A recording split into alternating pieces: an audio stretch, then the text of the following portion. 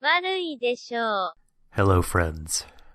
Welcome, ladies, gentlemen, and NBs to Warui Deshou and our Decade in Review podcast. And if you're wondering, yes, I am sick, but that's not going to deter me from making this show. The cold in my body will not prevent these hot takes about the decade in anime getting out there to all of you. So I'll get right to it. Here is how the format for the show is going to work. It's not going to be a traditional discussion. And it's not really going to be too much of the Warui Deshou podcast members. You hear us enough as it is.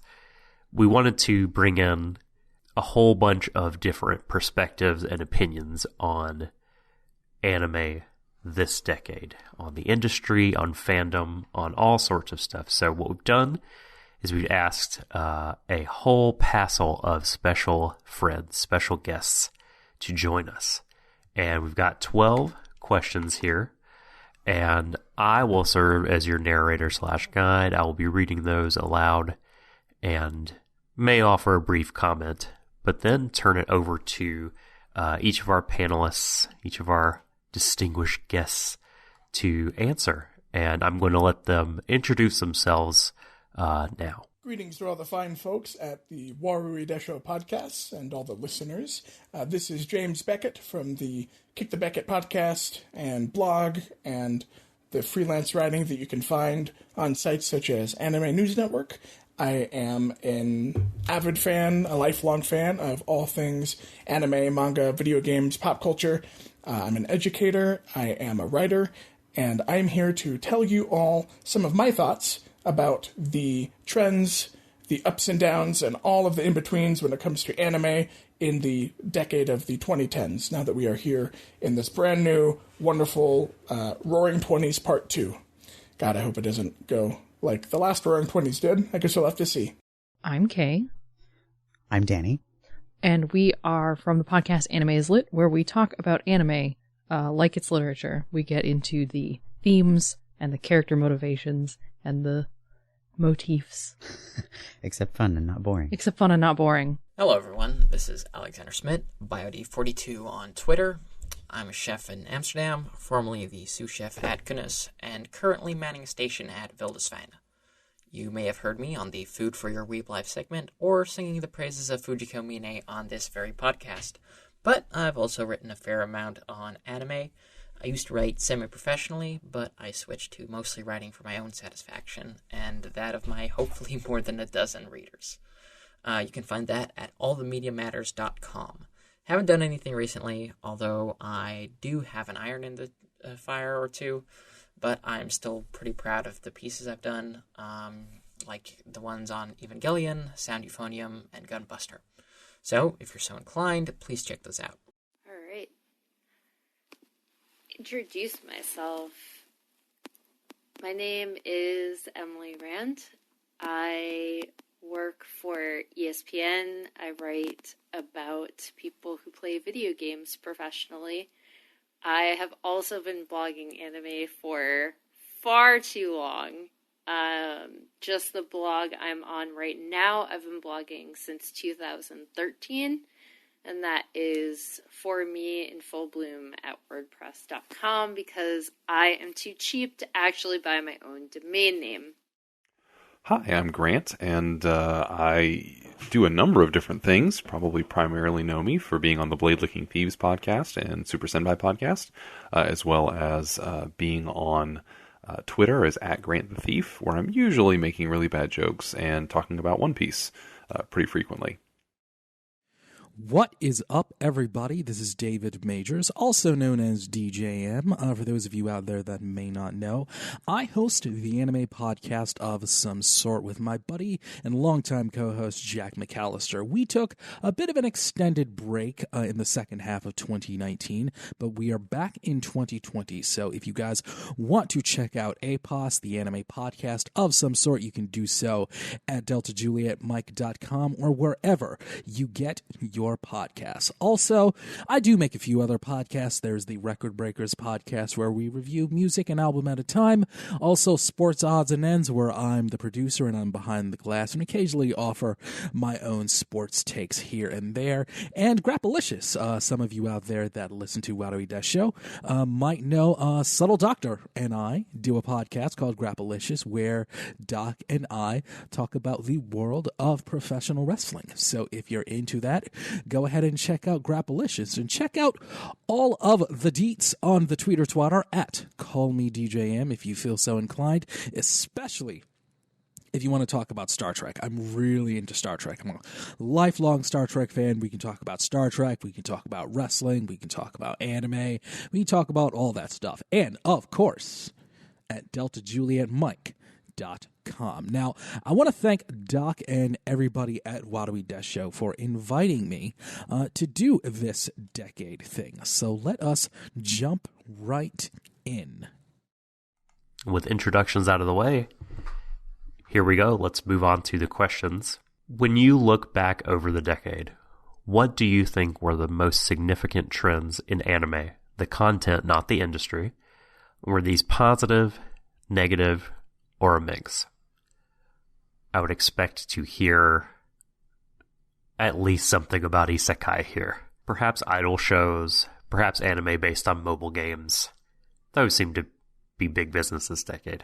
When it comes to looking back over the decade and the trends that I think defined the genre, one of the first things I guess I'd say is the massive increase in the popularity of light novel adaptations, and whether you would consider this to be a positive or negative trend, I think is maybe up to your personal tastes and the kinds of stories that you like to see. I personally feel that it's a bit of a mixed bag. I mean, on the one hand, I think it's always good when people are reading, and light novels being, novels that are short, serialized, often written in a manner that is meant to be accessible to all levels of reader.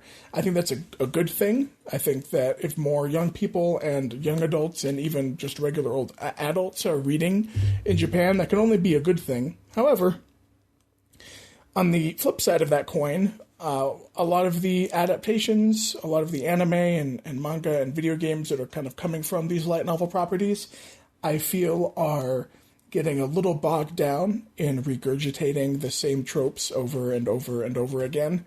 And anime has always had kind of a problem with that. I think Japan is a very recursive and reflexive culture when it comes to especially the kind of pop culture it produces, which isn't to say that, countries like America or other nations around the world aren't. But I think the degree to which art and pop culture in Japan is just very comfortable to blatantly and unapologetically just kind of repeat borderline identical plot developments, character types, just general kind of cliches and thematic messages. To me, it's starting to feel a little stale. If you watch any of the 25 isekai or trapped in a video game or, slave harem shows that come out in any given year, they feel kind of borderline identical to me. And, regardless of the genre, it doesn't have to be isekai or whatever, but regardless of the genre, whenever you get to the point where just the same basic stories and characters are just being repeated ad nauseum, I don't think that that's ever really a good thing. So hopefully with the rise of different popular genres in the light novel industry, we will start to see some more diverse stories and some more interesting stories, because I really do think that over the past 10 years that really has boomed in a way that it had only begun to show its head before 2010. I think between 2010 and now, it has really become probably one of the dominating sources of IP in the anime industry. On a more positive side, I think another trend that you can count on for this new decade is diversity, especially when it comes to LGBTQ representation. I think that anime, while it has a very, very long way to go, I think that it has gotten so much better, or at least more open to telling stories involving queer characters beyond just the kind of age-old Yuri class S tropes, which I've often felt are kind of written still within the confines of a patriarchal system, where, you know, the lesbianism is either played kind of for heterosexual male titillation, or it is played for emotional drama that it ultimately culminates in a heteronormative kind of ending. You know, the class S trope for Yuri lesbian stories was always that it's like a phase that girls go through, and it's something that will eventually be, quote-unquote, rectified when they grow up and learn to love men like they, quote-unquote, are supposed to, which is gross and kind of sad. And that still is definitely a thing that you see. It hasn't gone away. And I'm not going to sit here and pretend that anime has become some kind of bastion for queer positivity, because in a lot of ways it hasn't. But it is getting a lot better. I mean, this decade brought us properties like Wandering Sun, which was one of the first major pieces of media of any kind that I can really remember people talking about that explored the lives of people who were either transgender or were living outside of the gender binary. And, you know, I remember even back in the day when I first encountered it, I thought it was just so special and so cool that something like this could not only come to people at a relatively mass scale. It's, you know, a fairly popular property, but it's also coming from a country and a culture that has a complicated history when it comes to gender expression. And so Wandering Sun is a great one. I mean, obviously we have Yuri on Ice, which is, I think, not only for anime, but just like an incredible, straightforward, you know, openly queer love story. And yeah, there are, I guess, technically some limitations to the expression there that maybe would have been better if the characters could just openly, you know, kiss or openly express their love or openly become engaged without having to even tiptoe around it a little tiny bit. But, I mean, let's be real. It's one of the gayest shows ever made as far as anime is concerned, and that's just great. That's so good. We also have Yurikuma Arashi, My Lesbian Experience of Loneliness, which I think treat the lesbian experience with a lot more emotional richness and with a lot more seriousness than some other shows, you know, might have back before we've hit this new decade, and that's great as well. The Bride Was a Boy is another wonderful kind of property that really just front and center, straightforward, explores what it is like to be, you know, a transgender woman in Japan in the 2010s, for all of the ups and downs that brings. So if you've not read The Bride Was a Boy, it is an awesome autobiographical manga. It brought me to tears the first time I read it, and then the second time, and then the third time too. And Bloom Into You is another recent one. So I think really we're just seeing a lot more openness when it comes to sexual identity and gender identity, and just experiences and stories that stretch beyond the purely heteronormative and the purely masculine, which can only ever be a good thing. All right, when we look back over the decade, what do we think are the most significant trends in anime, the content, not the industry? Positive, negative, or a mix? Gosh. I think CG is a big one. That was like... Yeah, I think definitely you're right in terms of like production. Yeah, in terms of week-to-week anime being made, CG, I think that's new for the decade. Mm-hmm. I remember like the first fully CG anime we watched, I think, was Ajin. And even, I don't remember when that one came out, but even back then we were like, well, this is interesting. I like the story. It doesn't look very good though. It's coming a long way. I think it has a ways to go, but... Yeah. For me, the other trend that I noticed especially this decade was LGBT characters showing up legitimately in non-Yuri or BL anime. Yeah, just like outside of being restricted to their own genre. Yeah, exactly. And I really hope that trend continues. Mm-hmm. All the trends I can think of are cursed. Because all of the really big shit tends towards corporate exploitation of fandom space insecurities. Funnily enough, the least cursed one is one that jumped out at me when I went to look back at the decade of shows, and that was the mysterious goth girl genre. They solve crimes, or they're just fucking haunted, but by God, will they create a narrative around them. And there would be at least one of those shows every season for years. I'm thinking about Gosick, Otome X Amnesia, another. I would always go, oh yeah, that looks neat, and then I would not watch it, with the exception of another, which is trash. At least I didn't have the palate for it at the time, or it's just miserable in the boring way, I'm not sure. I don't care enough to check. It does have a gruesome Final Destination massacre going for it, though. Like, there's a bit of a speedboat, and there's a bit of an umbrella. Those own. Check those out if that sounds like something you'd like. I suppose the start of the decade was also the time when the cute girls doing cute things was in full swing. Although, K-On! Makes me think of that more as an aughts thing. Either way, it's a fine genre whose critics are more often sexist or misaligned than useful. Going into actual curses, all praise and blame to my man, the Uro Butcher, for Magica Magica, and the ensuing quote-unquote dark magical girl shows. As is often the case in trends, damn near none of them hit upon anything more than surface shock of one of the decade's gems, and instead what they decided to do was indulge in the most boring set of violence against women just for the sake of adolescent schadenfreude. We did get Okada Mari's seminal Selector Wick sauce out of it, though, so... I hear Yuki Yuna as a hero is also pretty good. So, win as far as I'm concerned. After that, there's Oremu and the Sister Fucker shows, Sword Art Online and the Isekais, which... Sword Art Online, also a Sister Fucker show, spiritually. There was also the utterly reprehensible wave of slave wife harem shows that we're just now starting to have to avoid. And the genre of... that was so nondescript that I actually forgot about it. Absolutely. Totally. Until I sat down to record this. The irregular at fascism and the soylent beige paste of magical high school shows that followed.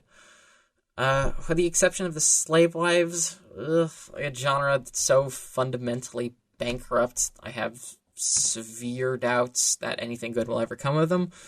All of these have spawned like dozens and dozens and dozens of forgettable deritus that, in ages past would have made it to a free record shop or a blockbuster bargain bin.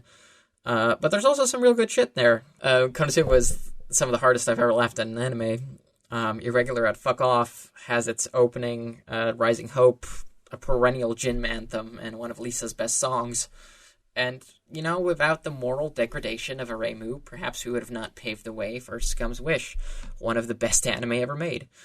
It's easy to get frustrated with cultural trends, especially with all of the culture being as cancerous as it is, but seeking out the good shit will always be rewarded. This may have been a long simmering genre in previous decades, but while I was looking this shit up, I definitely noticed a lot of shows where the protagonist plain text superpower was just being super fucking horny. To quote an image, subtlety is for losers. When I look back over the decade, I think one of the most significant trends in anime, and I'm not going to say that this is, it's not even just within the production itself, but I think that the curtain from the Japanese side and the rest of the world has firmly been pulled back in terms of, like I said, not just in terms of production, but in terms of promotion, in terms of who is investing in anime. And I know a lot of people see this as a hard negative.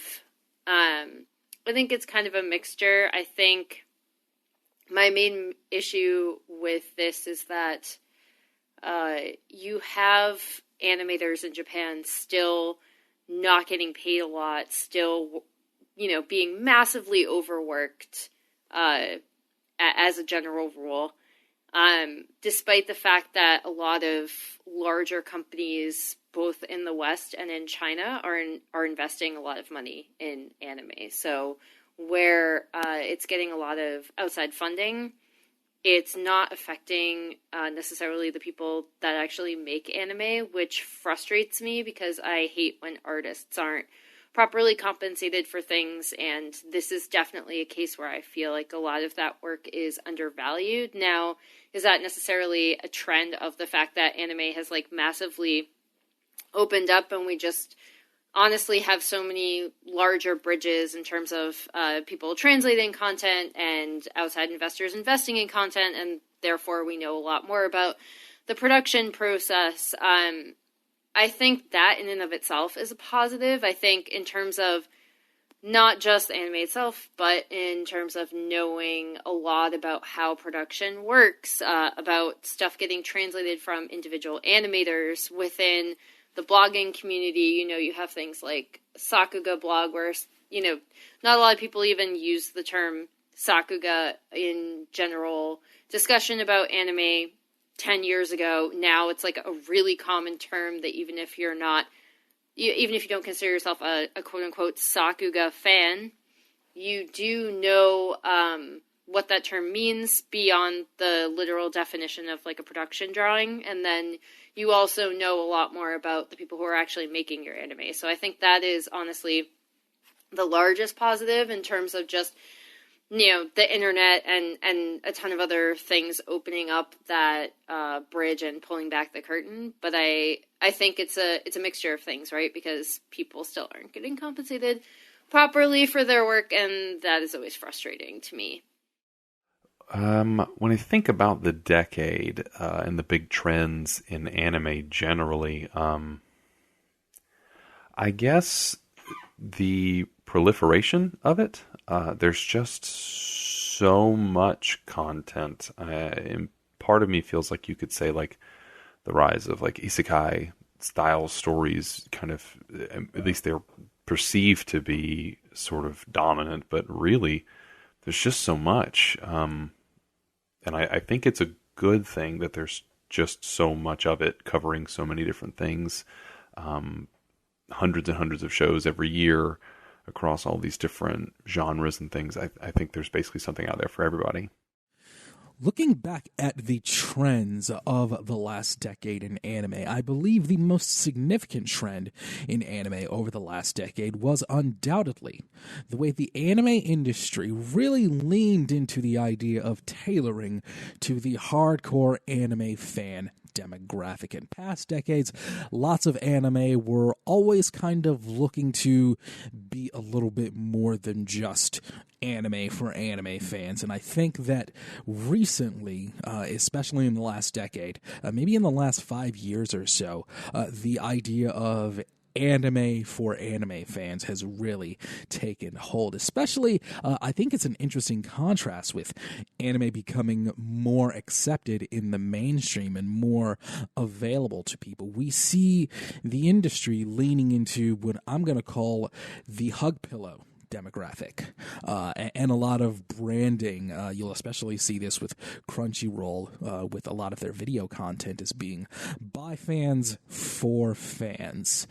Specifically, a lot of anime in the past had a different kind of feel to them in terms of the idea of the power fantasy, I say with finger quotes in comparison to the last decade. In the past, there was this idea of working really hard to become the strongest and the mightiest and climbing the mountain and overcoming the insurmountable odds in a lot of anime to really break through and overcome the obstacles in front of you. I think in recent years, there has been a trend in anime to, a lot of anime characters being, to put it bluntly, morons. There are a lot of morons in anime now. There used to be not so many morons, especially morons as the protagonists. And they do just enough to succeed and win, but they're still kind of morons, and you don't see a lot of personal growth or internal growth and changing very much. And I think that's a different kind of fantasy for anime viewers. Of course, with the onset of the isekai genre becoming as popular as it is, you'll see the idea of the normal person being transported to a fantasy world, but is still able to thrive in this wild-ass anime fantasy world. Also, you'll see the protagonists in some anime of various genres to where they pretty much have no personality. They're the dude protagonist or other type of protagonist that has the personality of an overused toothbrush that's just been laying out for the past few months. And they somehow attract women and men like flies, no problem. And they have no real distinguishing traits. And that seems to be the new fantasy now for a lot of anime, in that you really don't have to do a whole lot to be better. You just kind of have to show up, and even if you are tripping over your own feet and falling into somebody's chest, that's still a win somehow in anime. I think it's kind of being self-aware and accepting of tropes more than ever. I think that's kind of a mixed bag, which I'll get into a little bit later. But I essentially believe that you should always be reaching for level 99 with anything. And you used to see that more in anime, where people were always striving to be the very, very, very, very best. Like no one ever was. Sorry, had to do it.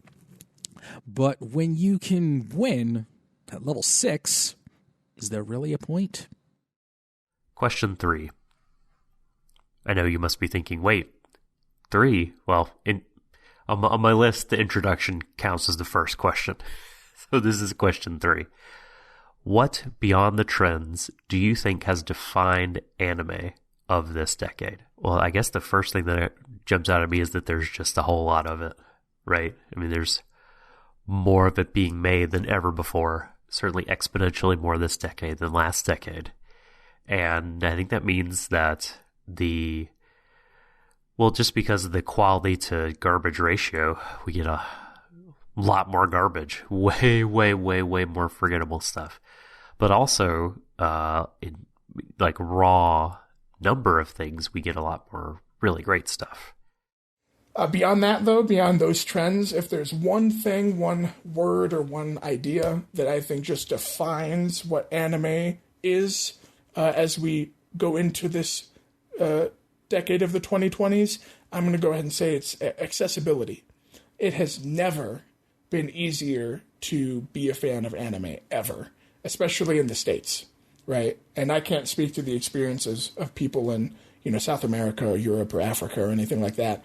But, in the States, the barrier to entry for the fandom was always so high because the amount of content you had was quite limited, the price of it was very high, and the ability, again, to share it with people was absolutely kind of constricted to geography and, economy. And now we have this era of streaming where you have a few different streaming services of wildly varying quality that are not only snapping up all of the ridiculous amounts and numbers of shows that are being made now, but also have these back catalogs of incredible historic shows that, otherwise would have been selling for like $300 a disc on eBay, right? So I can go back and I can watch like every single episode of Patlabor, or I can go back and I can start digging into the whole back catalog of One Piece if I wanted to, or the original Dragon Ball series or Dragon Ball Z, or if I want to watch like this super obscure, idol anime that back in the day never would have gotten licensed because it only would have sold like 15 discs, I can do that. And it has English subtitles. And we have simulcasting, which means that we can watch anime the day after it comes out, or even sometimes the day it comes out in Japan, which is ridiculous when you consider the fact that it was not very long ago at all that if you wanted to watch a show, you maybe had to wait years to be able to see it. And it might not even be completed. A show might stop getting translated halfway through because DVD sales were shit and there was nothing to do. And so you could wait years to try and finish a show that you really loved, only to find out that you had to bootleg it or you had to learn Japanese because the licensors just could not afford to print the discs, get them, shipped out and all that stuff. And today in 2020, for a fairly reasonable price compared to what you normally pay, I have access to like a more anime than I could ever watch in my life. Ever. I could watch anime 24 hours a day, 7 days a week, and I have absolutely no doubt that I would never be able to get through all of the content that is currently available to me, which is cool, but also very overwhelming. More than trends, what do you think has defined anime of this decade? For me, it's streaming. I think that's what shaped the industry. Oh, for sure. The most. Yeah. Because now, anime kind of are made to cater to that. We have whole shows that just go straight to Netflix. Yeah, that's true. We have stuff that doesn't stream on TV anywhere. Yeah. Whereas, for us over here, it was always kind of streaming. Yeah. The obvious thing to define this decade is affordable legal streaming. It's never been easier to get quality versions of things you love or don't know that you're going to love, and I think that's very great. I'm from an era where we had to watch 320p, 3-part bootlegs of anime episodes, and may have possibly visited very dodgy pirate sites. My legal team says you can't know that for sure.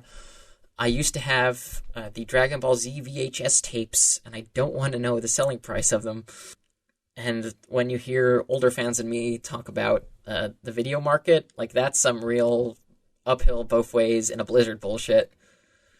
Something paired with that streaming is the broadening of potential connectivity between fans and creators, which used to be relegated to letters or much more insular spaces like conventions or fan sites.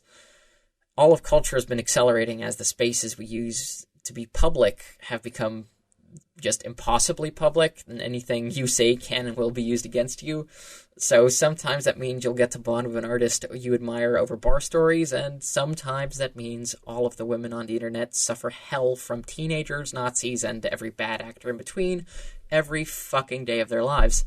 Twitter, for example, has helped me meet very fast friends, including the host of the show, and share my work, including this show.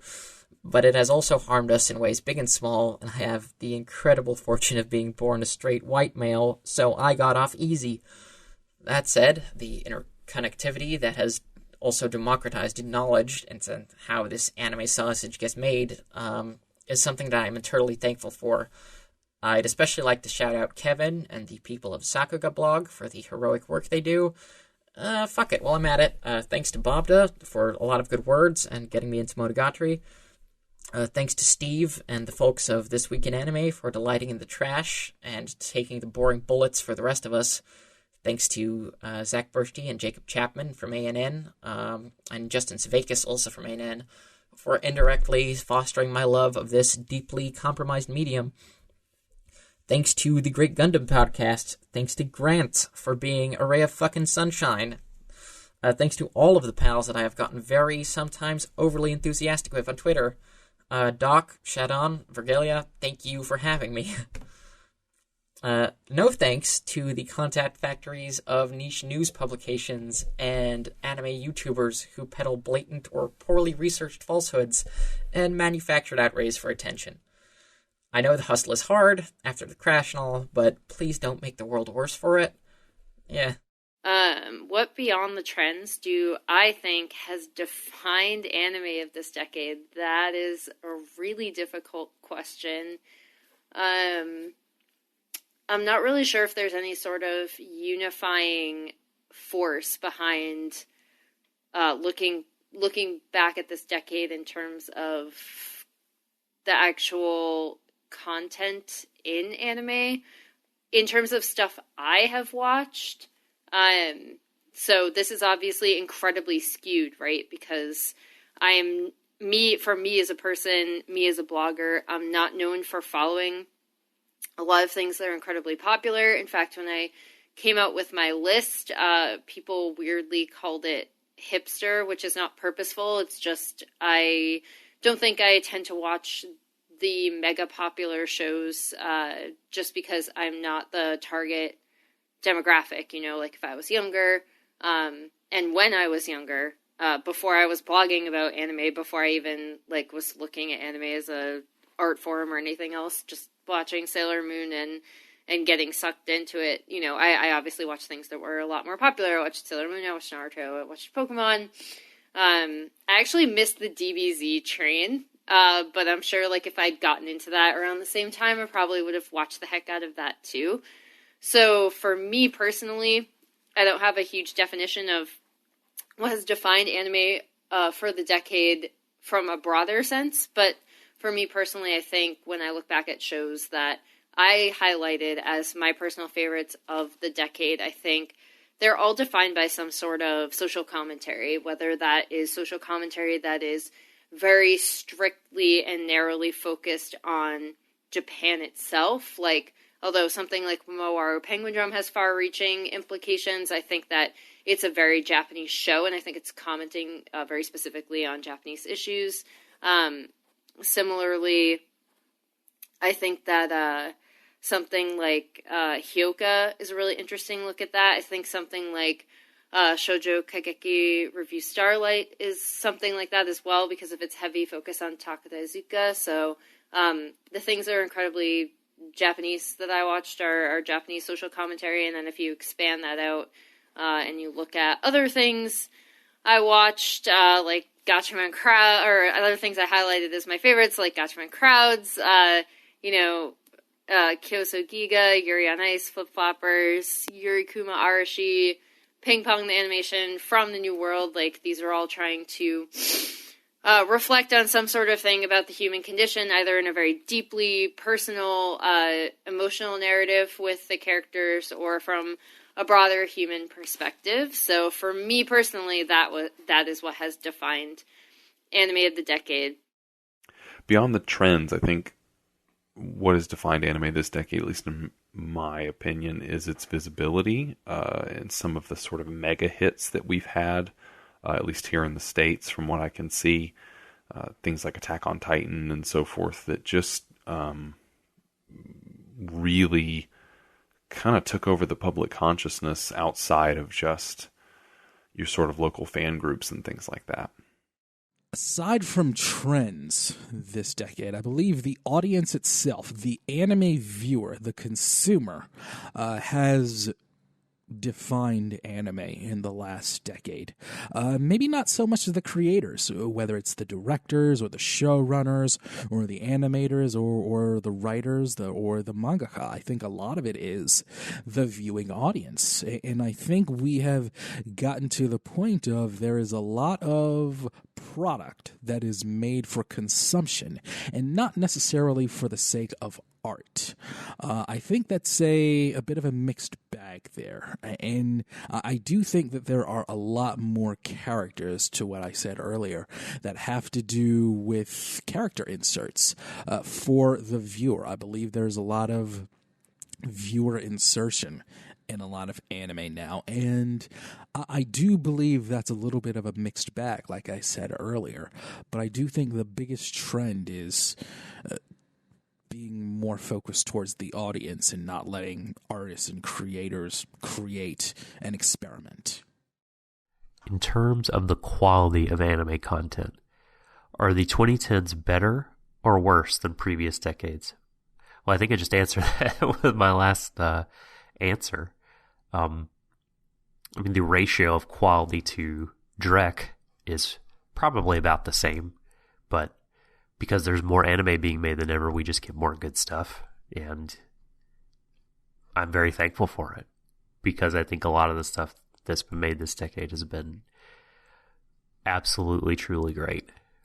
Wonderful art, very meaningful to myself and a lot of other people, and so for that reason, I'm thankful that the quantity has increased so that the quality thereby increased. Now, that's a very selfish point of view because there's a lot of reasons that the increase in the quantity of anime affects a lot of people quite negatively, specifically the workers involved.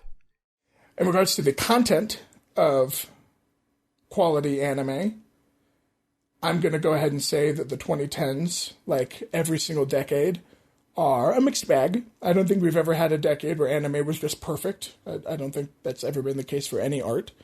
So much of this is about generational trends and cultural trends and kind of what's popular at the time. I feel that it's very hard to quantify whether anime was better or worse in the 2010s compared to previous decades. There's certainly more of it, of just all stripes. So I guess you could argue that kind of by default it's better because for every crappy, terrible show you get just as many shows that are good to great, and also just as many shows that are forgettable or cynical marketing, nonsense. Personally, I would not mind if we maybe could revert to a little bit more of the disparity in target demographics that we had maybe before the 2010s. I think the very specific pandering to like young male otaku is getting a little old when it comes to just the kinds of stories being told. And beyond even like the queer representation or what have you, I'm just talking about the fact that these days, every single anime has like, there's maybe 4 kinds of protagonists that you're going to get, and they're all high schoolers, and they're either they're either solving some kind of supernatural mystery, they're battling monsters with their special ninja powers, or they're going through rom-com shenanigans, or maybe they're, I don't know, a ghost. But they're all high schoolers, and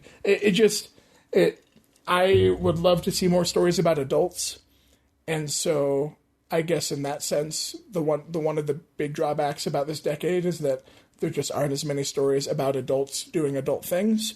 And now that I am an adult and no longer a high schooler, I'm kind of craving that kind of story a little bit more compared to just all of the many, many, many, many, many, many stories that we get about teenagers.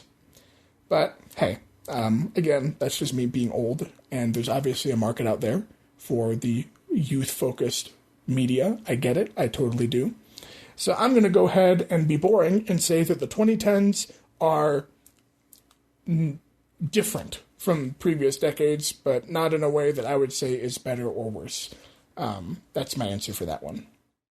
In terms of quality of anime content, are the 2010s better or worse than previous decades?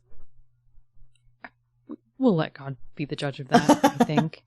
It's hard to say because I didn't get into anime before like 2012. Yeah, That was we about didn't. when I hit it. Yeah, I mean, like the first few years of the decade, I know I was just watching like stuff that is like the established canon of anime, like Full Metal Alchemist and stuff like that. Mhm. So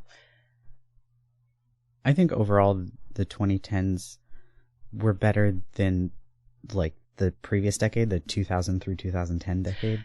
There was Yeah. just so much rough stuff. yeah, I remember anime from that decade being defined as like, you would say that something has a quote anime ending in that it just didn't end or it just went off the deep end. I think that's really like the biggest thing I think that has changed in these 2 decades is that shows tend not to get ahead of themselves as much. Yeah, things don't outpace the manga anymore. We're kind of beyond that. Yeah, we're just like, everyone has realized that it's not worth it to deviate from the source material, Yeah.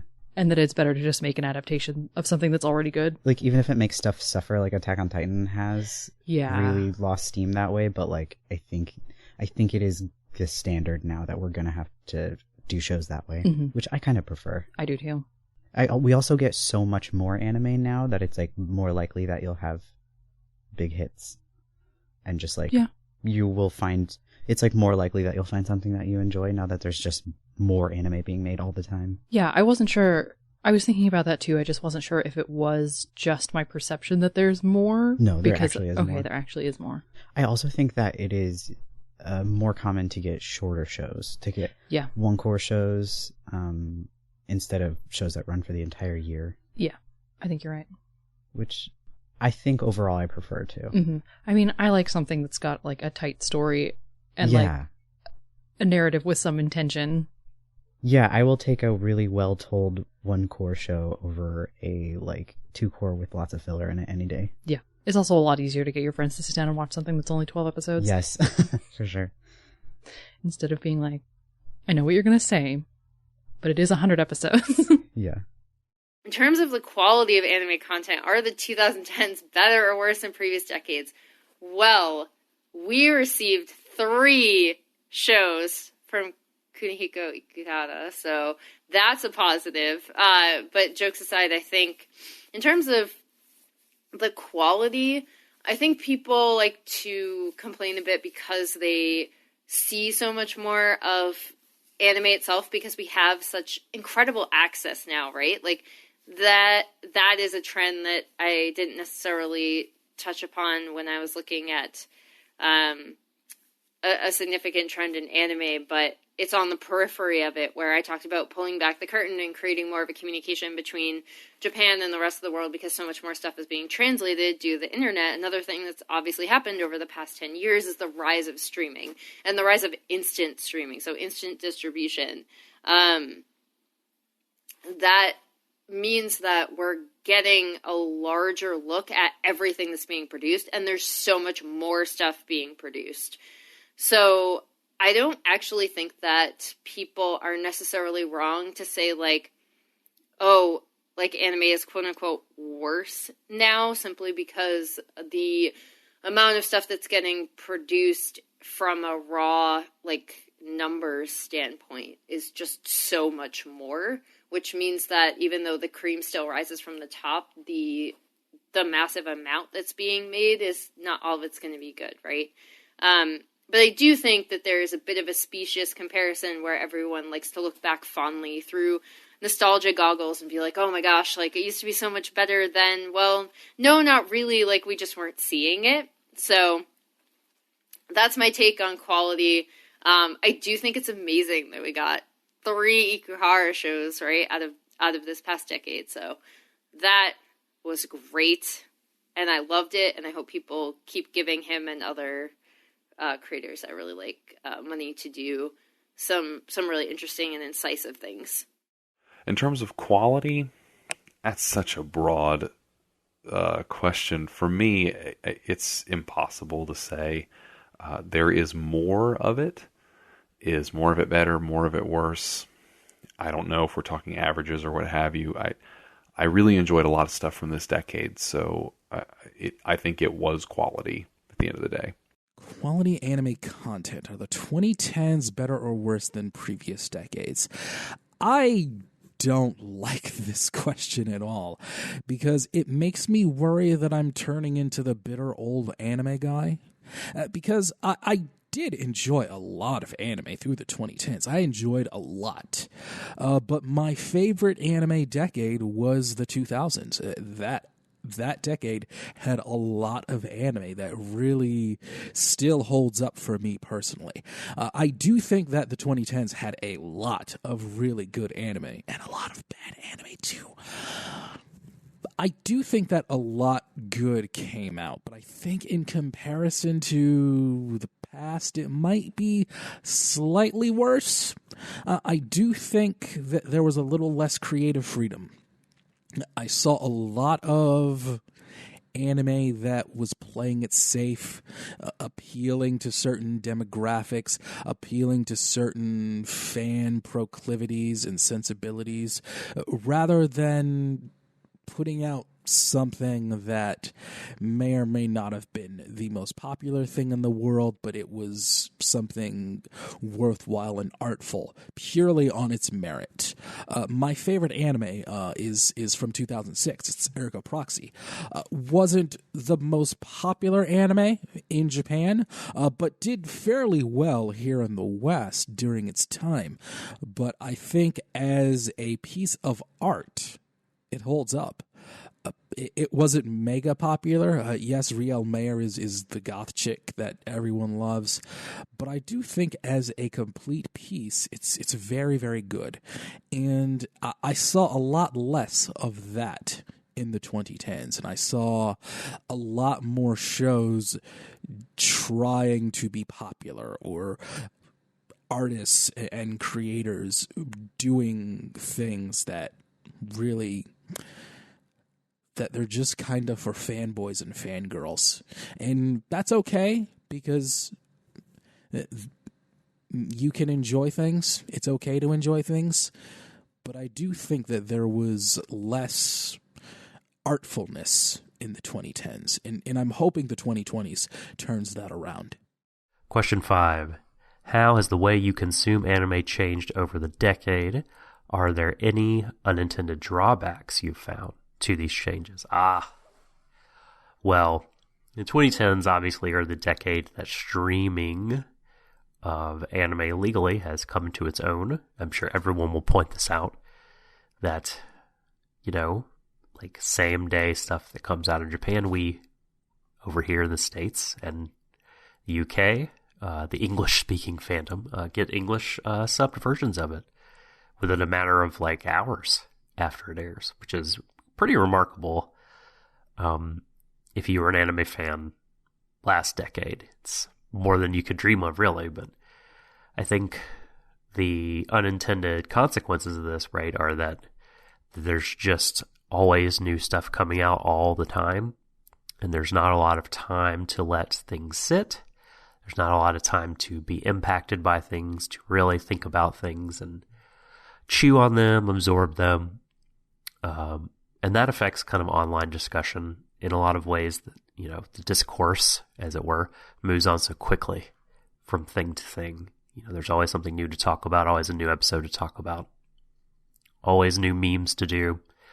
And, you know, even stuff that's really meaningful and that fans love a lot gets left behind. And also a lot of stuff that, you know, would not be forgotten in previous decades is simply forgotten. Stuff that's good, you know, but is simply not good enough to withstand the tidal wave of new media that people feel like they have to consume to be part of anime discussion.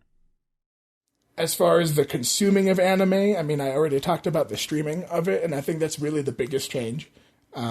Just the speed and the pace at which I can and then must consume anime. Also, being a critic has really changed how I've consumed anime. It has forced me to not only be more critical in a good way, you know, to think harder about what I consume, why I like it, why I dislike it, why this example of a genre is better than this example. It's also really made me open up my mind and expand my tastes and my horizons. You know, I am the kind of person that gets really anxious about the ways that I'm using my time. You know, I get really obsessed with kind of min-maxing my free time to make sure that I'm not wasting anything on subpar or middling material. And while that has served me well in some ways, I've gotten to watch a lot of classics over the years from across all types of media. It also can be pretty limiting when, you know, I'm scouring reviews and kind of balancing the pros and cons of every series I watch, and I'm not really diving into material sight unseen the way that I might have when I was younger. You know, so many of the shows that I've come to love, like Evangelion, for instance, are shows that I knew nothing about. And I just watched it because I had an inkling it might be cool. And unfortunately, over the years, I've lost that spark a little bit, and I've definitely I've constricted myself to only watching what I already think I will like. And recently, I've really come to realize that I think I need to break myself out of that a bit. And being an anime critic has really helped me do that, because a lot of times I don't get a choice in what I review. It's handed to me, and I'm told to watch it and review it. And yes, that has meant that I have seen a lot of just unfathomably irredeemable garbage. It's true. But I've also seen shows that have completely and totally embedded themselves into my life in a way that I cannot be thankful enough for. And I would never have watched them if I wasn't forced to sit down and watch them. A perfect example is Made in Abyss, where with Made in Abyss, I had heard a lot of stuff about how kind of skeevy and questionably fetishistic the show could be. I had, you know, seen kind of the worst bits of sexualization and nudity kind of out of context. And going into the episode, I will admit, I was already sort of predisposed to be judgmental about it. I was telling other people that, you know, this is going to be trash. It's going to be, you know, gross. It's going to be another one of those just cliche fantasy anime that wallows in grim darkness and gets really pervy with its characters, and it's going to suck. And lo and behold, it is one of the greatest anime I've ever seen. And I'll talk about that more when I get to the best anime of the decade section. But, Made in Abyss is a show I would not have watched if I was not a critic and I was not expected to at least sample every single anime that comes out in a given year, or the major ones at least. So I'm more open-minded. I'm more, I think, accepting of just a more diverse range of shows. But that being said, I've also really kind of come to understand my tastes better as well. For instance, I've come to understand that the specific kind of light novel isekai adaptation I probably will never like. And it isn't even me trying to condemn the genre. It's just the things that those properties are offering are not things that I'm really looking for in my art. And I probably wouldn't have ever really been able to define that if I only ever just watched stuff that I already thought was good. One of the benefits, I think, to broadening your palette and being more open-minded is, you learn about things that are good that you might not otherwise have heard about, but you also learn more about yourself, and you learn more about what drives you as a consumer and a creator of art and of media and of culture, and you learn about the kind of things that you want your art and your culture to be. And I think that's really valuable. And this decade really saw a shift in the way that I do that, and a growth in the way that I do that. And I'm very, very grateful for that. So that is something that I will look back on very fondly in the decades to come. Absolutely. How has the way you consume anime changed over the decade? Are there any unintended drawbacks you found to these changes? I mean, we started out the decade watching almost only dubs, basically. Yeah, for sure. That's how I got into it.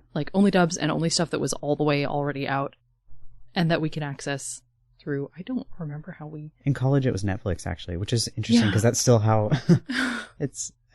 Netflix releases are dumb in their scheduling, but yeah, it's just whatever was easy to access on the internet is how we started. Is that how we watched that's Monster? Yes, on Netflix. Okay. Back in 2012, 2011. That's right.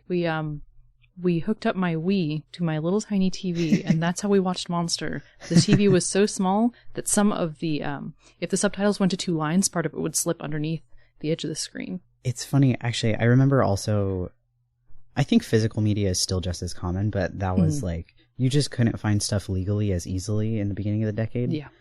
And I remember borrowing DVDs from a lot more people, and that being how I get into shows.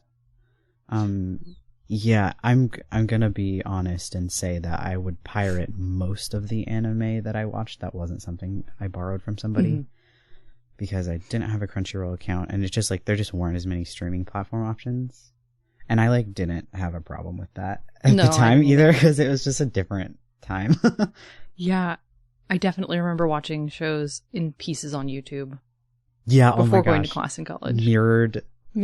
Oh my god, it was such a shock when I started. I was trying to catch up with Brotherhood, but it wasn't out anywhere that I could watch it yet, so I had to watch flipped versions, and all of Ed's his arm was on the wrong side. Yeah, everything was on the wrong side, and I was like, "What is happening?" Oh, that's classic. Yeah, I would pirate dubs, which now I would never do that now. That's mostly what I pirate, interestingly enough. Yeah, it's not that I don't like dubs, it's that I've found less dubs that I love these days, and I just watch a lot more subbed anime. Yeah, I'll still go in for a really, really tasty dub. There's some stuff that I really wish would get dubbed, like Thunderbolt Fantasy. Thunderbolt Fantasy would be really good.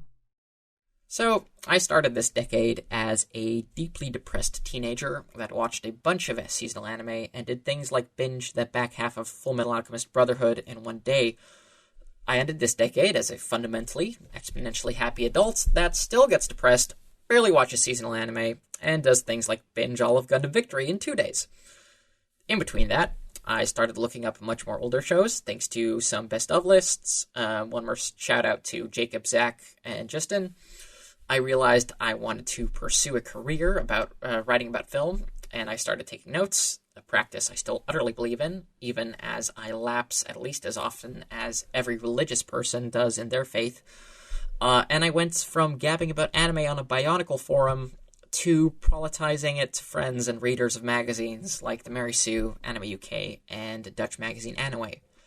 I've learned a lot about film, about people, about myself in that time, And even though I'm still not in the place I'd like to be with regard to my habits, watching anime or otherwise, I'm still grateful to all the good shit I watched and all the good people I got to discuss it with.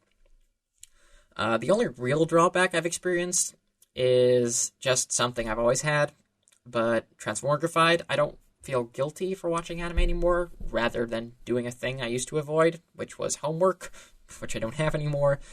But I do feel guilty for the times I declined to take notes, or just for not writing about anime more. The only way through that feeling, of course, is to follow through on my own convictions and do more of those things.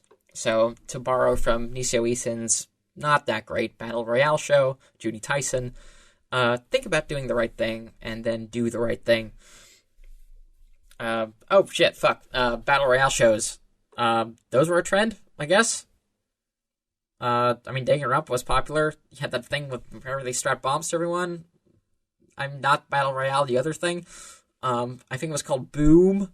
Anyway, I'm pretty sure like Hunger Games and the Marvel movies were two things that got pretty big in Japan at the start of the decade. They did make that Iron Man anime right before Tiger and Bunny came out. This is related to the previous question. How has the way I consume anime changed over the decade? Are there any unintended drawbacks that I have found to these changes? The way I've changed... The way I have consumed anime has changed drastically over the decade because of the aforementioned rise of streaming. Previously, I watched it on TV. I bought a ton of DVDs and Blu-rays. I actually own a ton of anime, and my buying of anime to own has definitely changed from, oh, this is on sale, or, oh, I really want to watch this, into, I watched this streaming, I want to support, something like Penguin Drum, or Star Driver, or Suritama, or I never thought I'd be able to own Sailor Moon Sailor Stars in, like, an actual Blu-ray form. It's definitely turned into, not, I want to watch this, and I might buy it sight unseen, or I will torrent a few episodes because I'm a dirty, dirty pirate, and then buy the rest of it.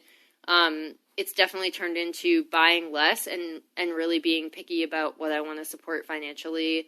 But that being said, I have more buying power now, but just simply because I'm older and I actually have a job. And so combined with streaming, on the whole, I'd say I'd probably actually buy more anime now, despite the fact that I also watch a lot more of it, just due to the ease of streaming. It's, like, incredibly easy to consume anime now. Are there any unintended drawbacks I've found to these changes? Not necessarily. Again, I think it sometimes warps your perception when, like, everything is available, so you're kind of overwhelmed with stuff that is available to watch, and I feel like sometimes my job is, by nature, something that has really giant bursts of, like, I have no time to watch anything. Like, right now, for example, I'm recording from a hotel room after covering an event. I haven't been able to watch anime at all this week at all, and that is unfortunate. So, more than the way I consume anime due to stuff that's changed over the decade, I think it's really me that's changed over the decade. I, have been done with college for a while. I have more buying power because I actually have a full-time job now. I think that affects the way I consume more than even the rise of streaming necessarily, but obviously streaming is massive as well. The way I consume has changed. There are more ways to watch than ever before in terms of streaming options, even physical options, and it's no longer quite as hard as it used to be to watch anime, and that includes a lot of older hits and things like that. Like, you can just go watch Photoms right now, like, nothing's stopping you. That's kind of a wild place to live in terms of access. So my viewing habits have changed. I'm probably watching more now than even when I was younger in my heyday, and that's because there's just so many more ways to get it. I remember the news breaking that Crunchyroll was going legit and they were going to start looking to get official licenses with animation companies and distribution and television networks in Asia. And I remember the reaction being very polarized and actually more negative than positive. And I believed it was on the positive side because in the last decade, we have seen anime become so much more accessible and so much more affordable, and I think that's fantastic. I've always believed, and I will continue to believe, that if you put out a quality product at a fair price, consumers, for the most part, will pay for it. If it's something of quality and it is at a reasonable price, people will pay for it. Maybe that's the 30-something millennial in me that hasn't completely written off capitalism just yet, maybe. But I do like that people are still willing to pay for content. I think that's good. I do believe that is a positive. I like that even now Toonami still has its place in the world on Saturday nights, despite not being the destination that it used to be back in the day. I like that larger outlets like Hulu and Netflix and the big mega conglomerates like AT&T, Time Warner take anime seriously as a venue, as a medium, as something that is profitable, for the lack of a better term, something that the masses can appreciate and it can be distributed and that is easy to access for everyone. And I think that is fantastic because I was a kid during the tape trading days of the 90s. I did not get much anime back then. Don't ever get it twisted. The 90s were not the good old days for anime. They were not. They were the bad old days. It was hard to get anime back then. Trust me. Big trust. Believe it. It was bad. But we, right now, and going into the next decade, we are in a golden age of anime content, and I appreciate it. Maybe that's me being an old guy, but I certainly appreciate how much easier it is to get anime than it ever was. Question 6. What are the most significant changes you've observed in anime fandom, domestic or foreign, whichever you know best, over the decade? Well, as social media has proliferated and become ubiquitous, the toxic element in fandom has made itself more vocal. It's more easy to connect to like-minded individuals. And that can be good and bad, but I suppose when you're talking about toxic fandom, it's bad. And, you have anonymity as your shield. So it's easy to do things like mount harassment campaigns against artists. And that is a pretty heinous thing that happens too often. Once is too often. But I guess the flip side of that is, you have events like, tragedies that happen like the Kyoto animation fires. Due to how connected we've all become this decade, it's far easier for us fans to directly, positively impact the industry, through giving, through philanthropy, through positive messages. Fans can, personally and without a mediator, influence is not the right word, but impact, I guess, to use the same word, the industry and individual artists and creators within it for the good.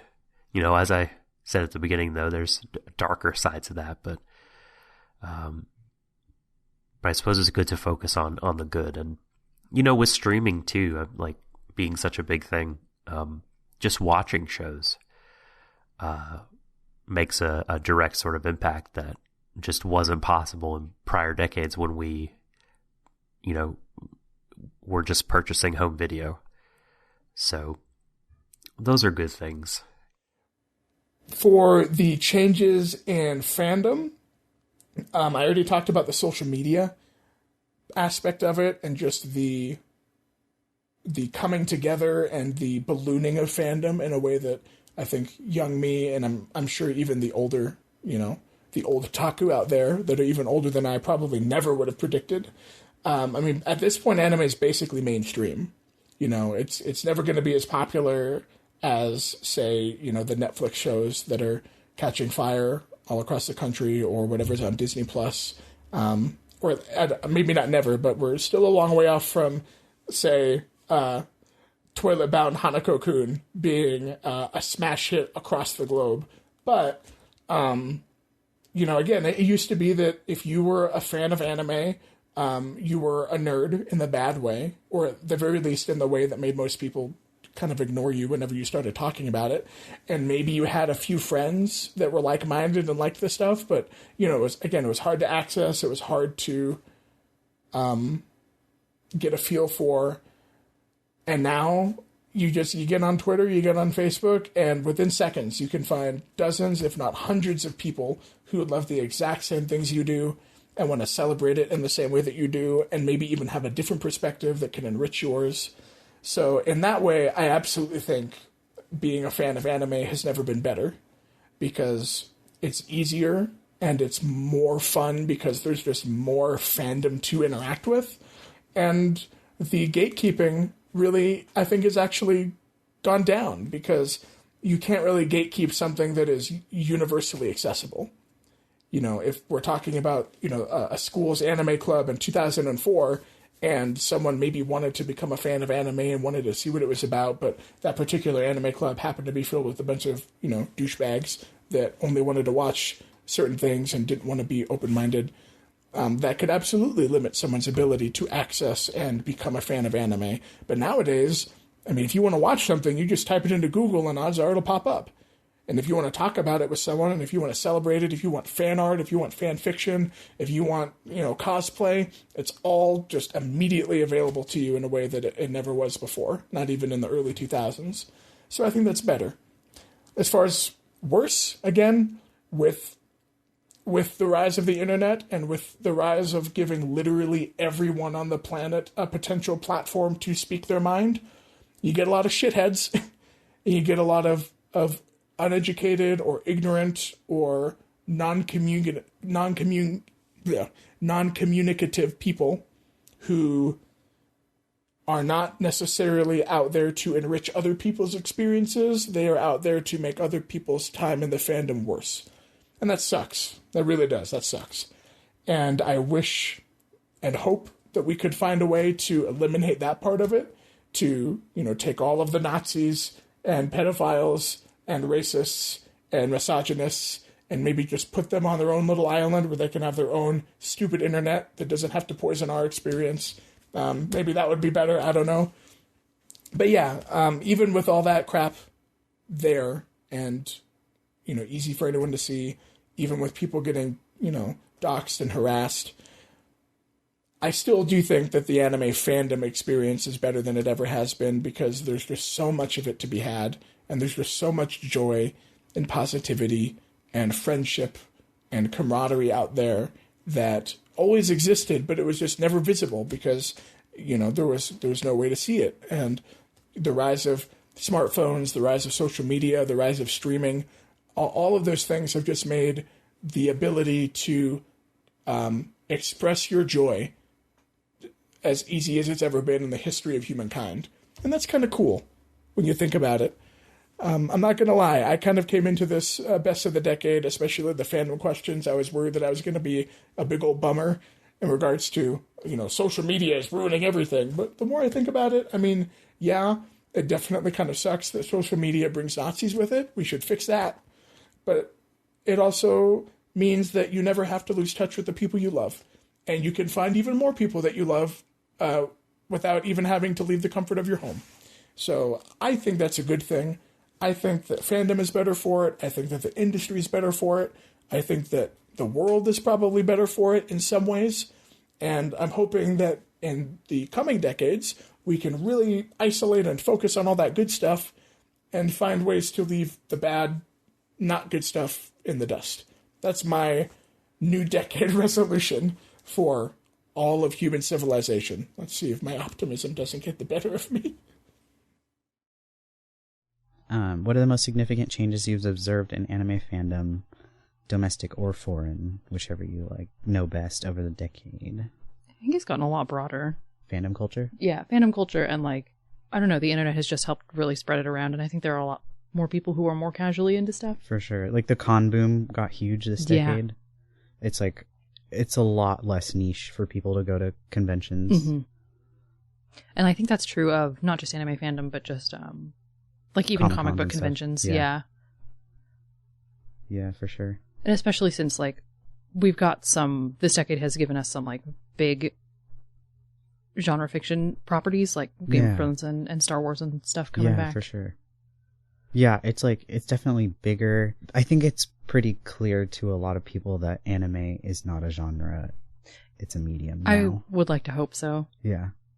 And I think that you still have your niche fandoms, but it's you can find your spot within anime now. Mm-hmm. Something I think now it's so easy for anyone to start their own YouTube channel or podcast. That's true. Which was it was a lot less common at the beginning of the decade, and there was only a handful of anime podcasts that I could find at the beginning of the decade. Yeah, you're right. And now it's all of my friends have one, and I have so many I can't even listen to all of them. And it's just really easy to start one by yourself. Yeah. I mean, there is also the fact that we got into we made a podcast and then got into for sure. I just made a bunch of podcaster friends. I just remember back in 2013, I would look for anime podcasts, and there was 4 that I could find easily anyway. Mm-hmm. And one of them was Dawn's Anime Nostalgia. Discourse has just taken shape. It's become a menace. Uh-huh. I remember 2014, 2015 Discourse. I don't even remember what it was about. I don't remember what Discourse used to be about before it was about what it's about now. There just wasn't moral policing in the same way. Yeah. Everybody was just in their own little corners. Don't read. Yeah. Personally for me, I think a huge change this decade is how fast shows and fandoms cycle now, because there is more anime being localized so quickly and at the same time as it's airing in Japan, which was not common in the previous decade. A big hit show would come out and then it would stay in the fandom culture for years. Yeah, that would be the fandom that you're in for years and years. Yeah, and people would cosplay it. Cosplays wouldn't come out of that until a year after, because there'd be a lag. And then a year and a half after the thing aired in Japan, it would get a dub, and then it would get another wave. And that doesn't happen anymore because things get dubbed right away. So yeah, things would last for 5 years, and now it's if you aren't cosplaying it while it's still airing, you're late to the game. Yeah, it's things get basically a year or two, and then it starts to become forgotten, which is super sad. I actually that bums me out a lot. Yeah. So anime fandom, I'm saying so a lot. Anime fandom is always something I've had a weird sort of peripheral distance toward on account of me not being in the United States. Lots of theatrical releases and conventions have gone by to leave me in their envious wake. I never took more than a passing part in single fandom communities after that. It's a bionicle stint. But once I got on Twitter, it's just mostly a long, overly distracted socializing with more chill voices in fandom writ large. So fandom to me is sort of an ocean I live next to. I don't really go swimming much, but it's always a part of the scenery. That disclaimer / buildings room intro aside, the twin poles of Tumblr and 4chan have propagated the cultural trajectory of turning things you love into things you supposedly are, since identities online are increasingly too young or too broke to form around what they allegedly used to, which was their vocation. So industries of corporate interests stay winning by feeding that trend. So much energy has been spent tearing others down for the sake of fictional produce across every political spectrum, and it fucking sucks. I'm almost sorry for all the soapboxing I'm doing, but I'd like to have my armchair reads to at least have a point. So please, folks, use that energy to build each other up, make new art, make some friends, chill, be good dudes. I guess one good thing to come out of all that identity production and mirroring is that many people who would have otherwise not have the language popularized by Tumblr or weird transgressive media that anime can sometimes be generous with to help them on the path of realizing and talking about sexual orientation and gender, even as those same sources reach out toxic, restrictive messaging to punish that sort of thing. I met a ton of great people of backgrounds that I would otherwise be much more closed off to, mostly thanks to wanting to talk about anime. So, as compromised as everything is, I still think that's a good thing. Where are the most significant changes I have observed in anime fandom, domestic or foreign, whichever you know best? Definitely my domestic market, but it wouldn't be domestic in terms of anime because that would be Japan over the past decade. I think the most significant change I've probably observed in anime fandom is the way that people comment on anime, and I think that also has a lot to do with the rise of streaming and also the rise of social media. So when I first really started blogging about anime, social media was not nearly as prevalent as it is today, and streaming was non-existent pretty much. So we had a ton of anime blogs, like an incredibly large network of them, where Twitter, it existed, but people were kind of using it to promote their blogs, to create watch communities, over Skype. Those kind of rose, even with people torrenting stuff and sharing files. So it's kind of like post-tape trading, DVD trading, moving into the streaming area, which is a very weird, nebulous time in terms of fandom and how people participate.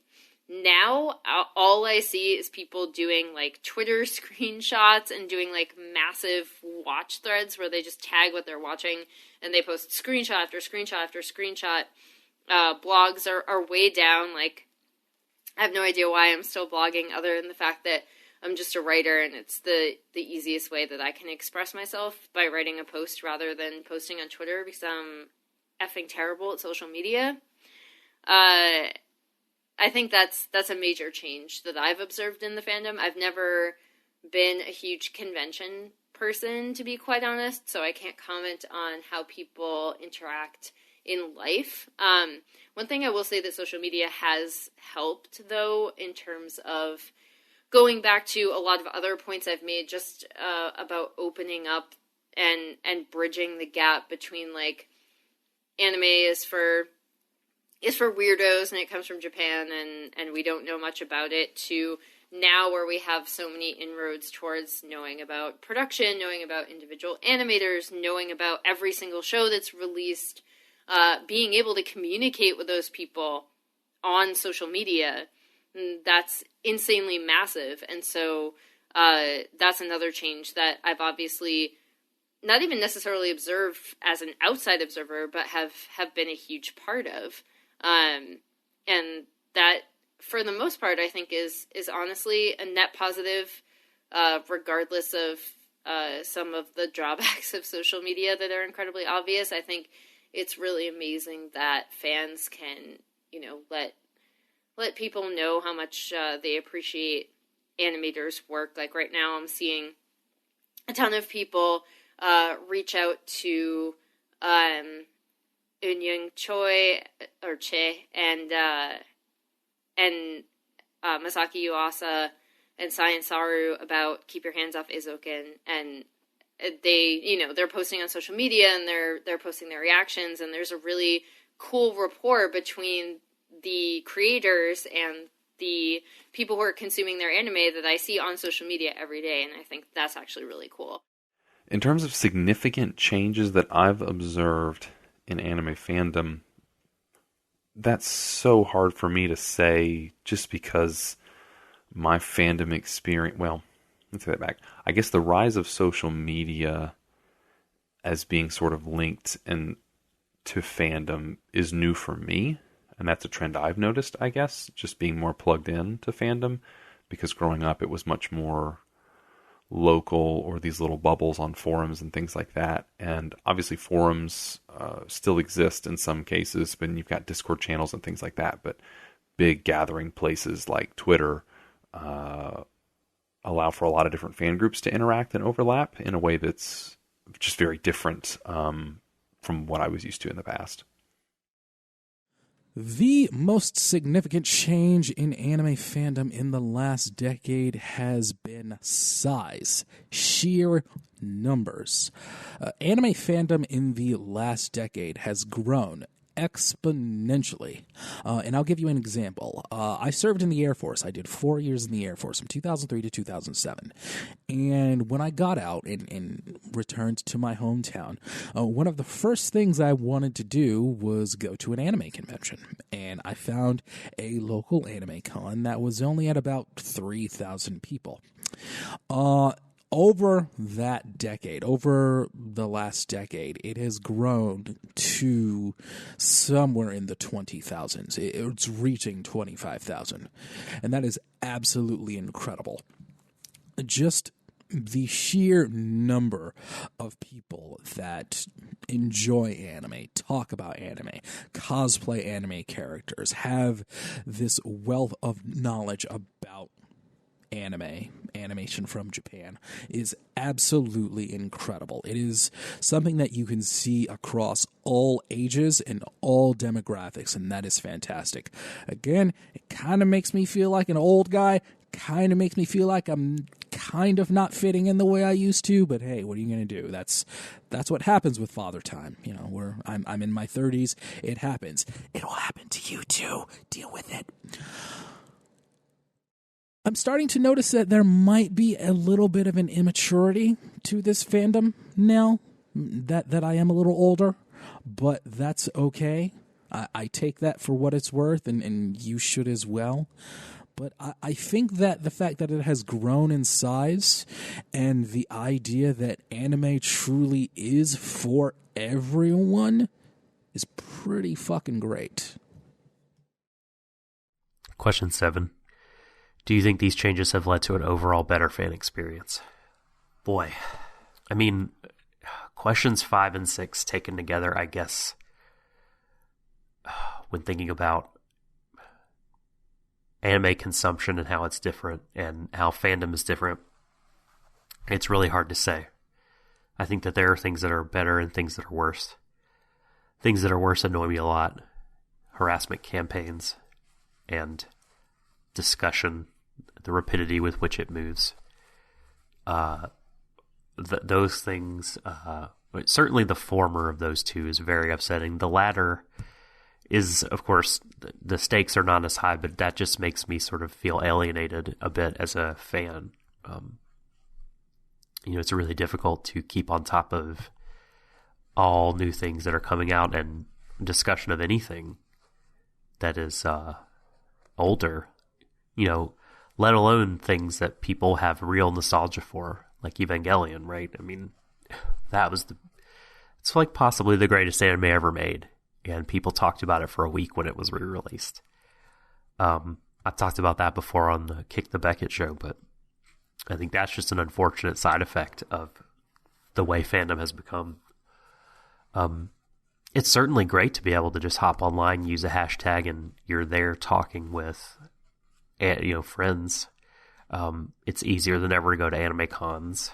The con experience is what I'm not familiar with, though, but there seem to be more cons than ever. And those are great ways to connect. But that's not really a change, although I guess the increase in number of cons is a change. But probably for like the average fan, I think the changes are better because most fans coming into anime are younger. They haven't seen stuff from, I don't know, like 2008, like let alone 1995. So they're much more interested in the new stuff. And the anime, online anime fandom in terms of like discussing new shows and everything, it doesn't seem like a super high barrier to entry. I mean, you have gatekeepers, of course, but like it's, I don't know, my own experience, which is all I can speak to. Like it's pretty easy to jump in and start talking about shows that you like that are currently airing, and that's a good thing. Do you think these changes have led to an overall better fan experience? In some ways, but not in others. Yeah. I do think it's a bummer that shows cycle through so quickly, because that also makes it harder for new people to get into stuff. Mm-hmm. If they approach stuff and then all of a sudden it's gone and they're like, oh, yeah, I like this one thing and that's my only anime. Yeah, it's also like being really into something, and like it's harder with streaming to like recommend things to people if they are not into anime. They don't have anime streaming services. It's like you either watch it with them or they have to wait until a year from now when it comes out in physical media. But at the same time, now there's a lot of anime on Netflix. Yeah, and like a lot of people have access to Amazon also. Yeah, those two things. So like in some ways it is easier for like non-anime fans to get into it. Mm-hmm.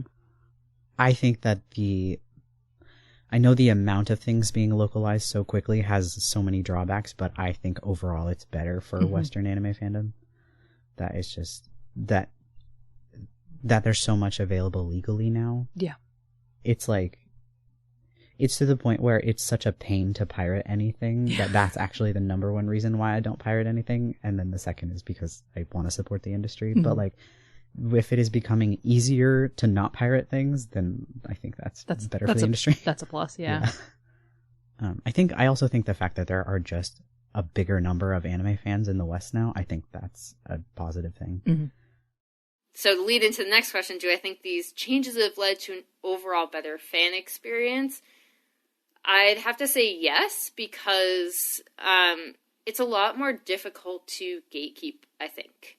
And it's all of the things that were kind of hidden in terms of the way that people interacted with anime previously, like if I am blogging or if I am writing fan fiction or if I am drawing fan art, all of that is so easily available now, so that if you are not, if you're not, how do I put this, a person who is marketed to regularly in society, you can still interact with ease and you can find your own corner of the fandom. That's really cool, and we see a lot of different types of people responding to anime itself, because it's far less of a corner, or like even geek culture itself has become mainstream, right, over the past decade. So I think that's great.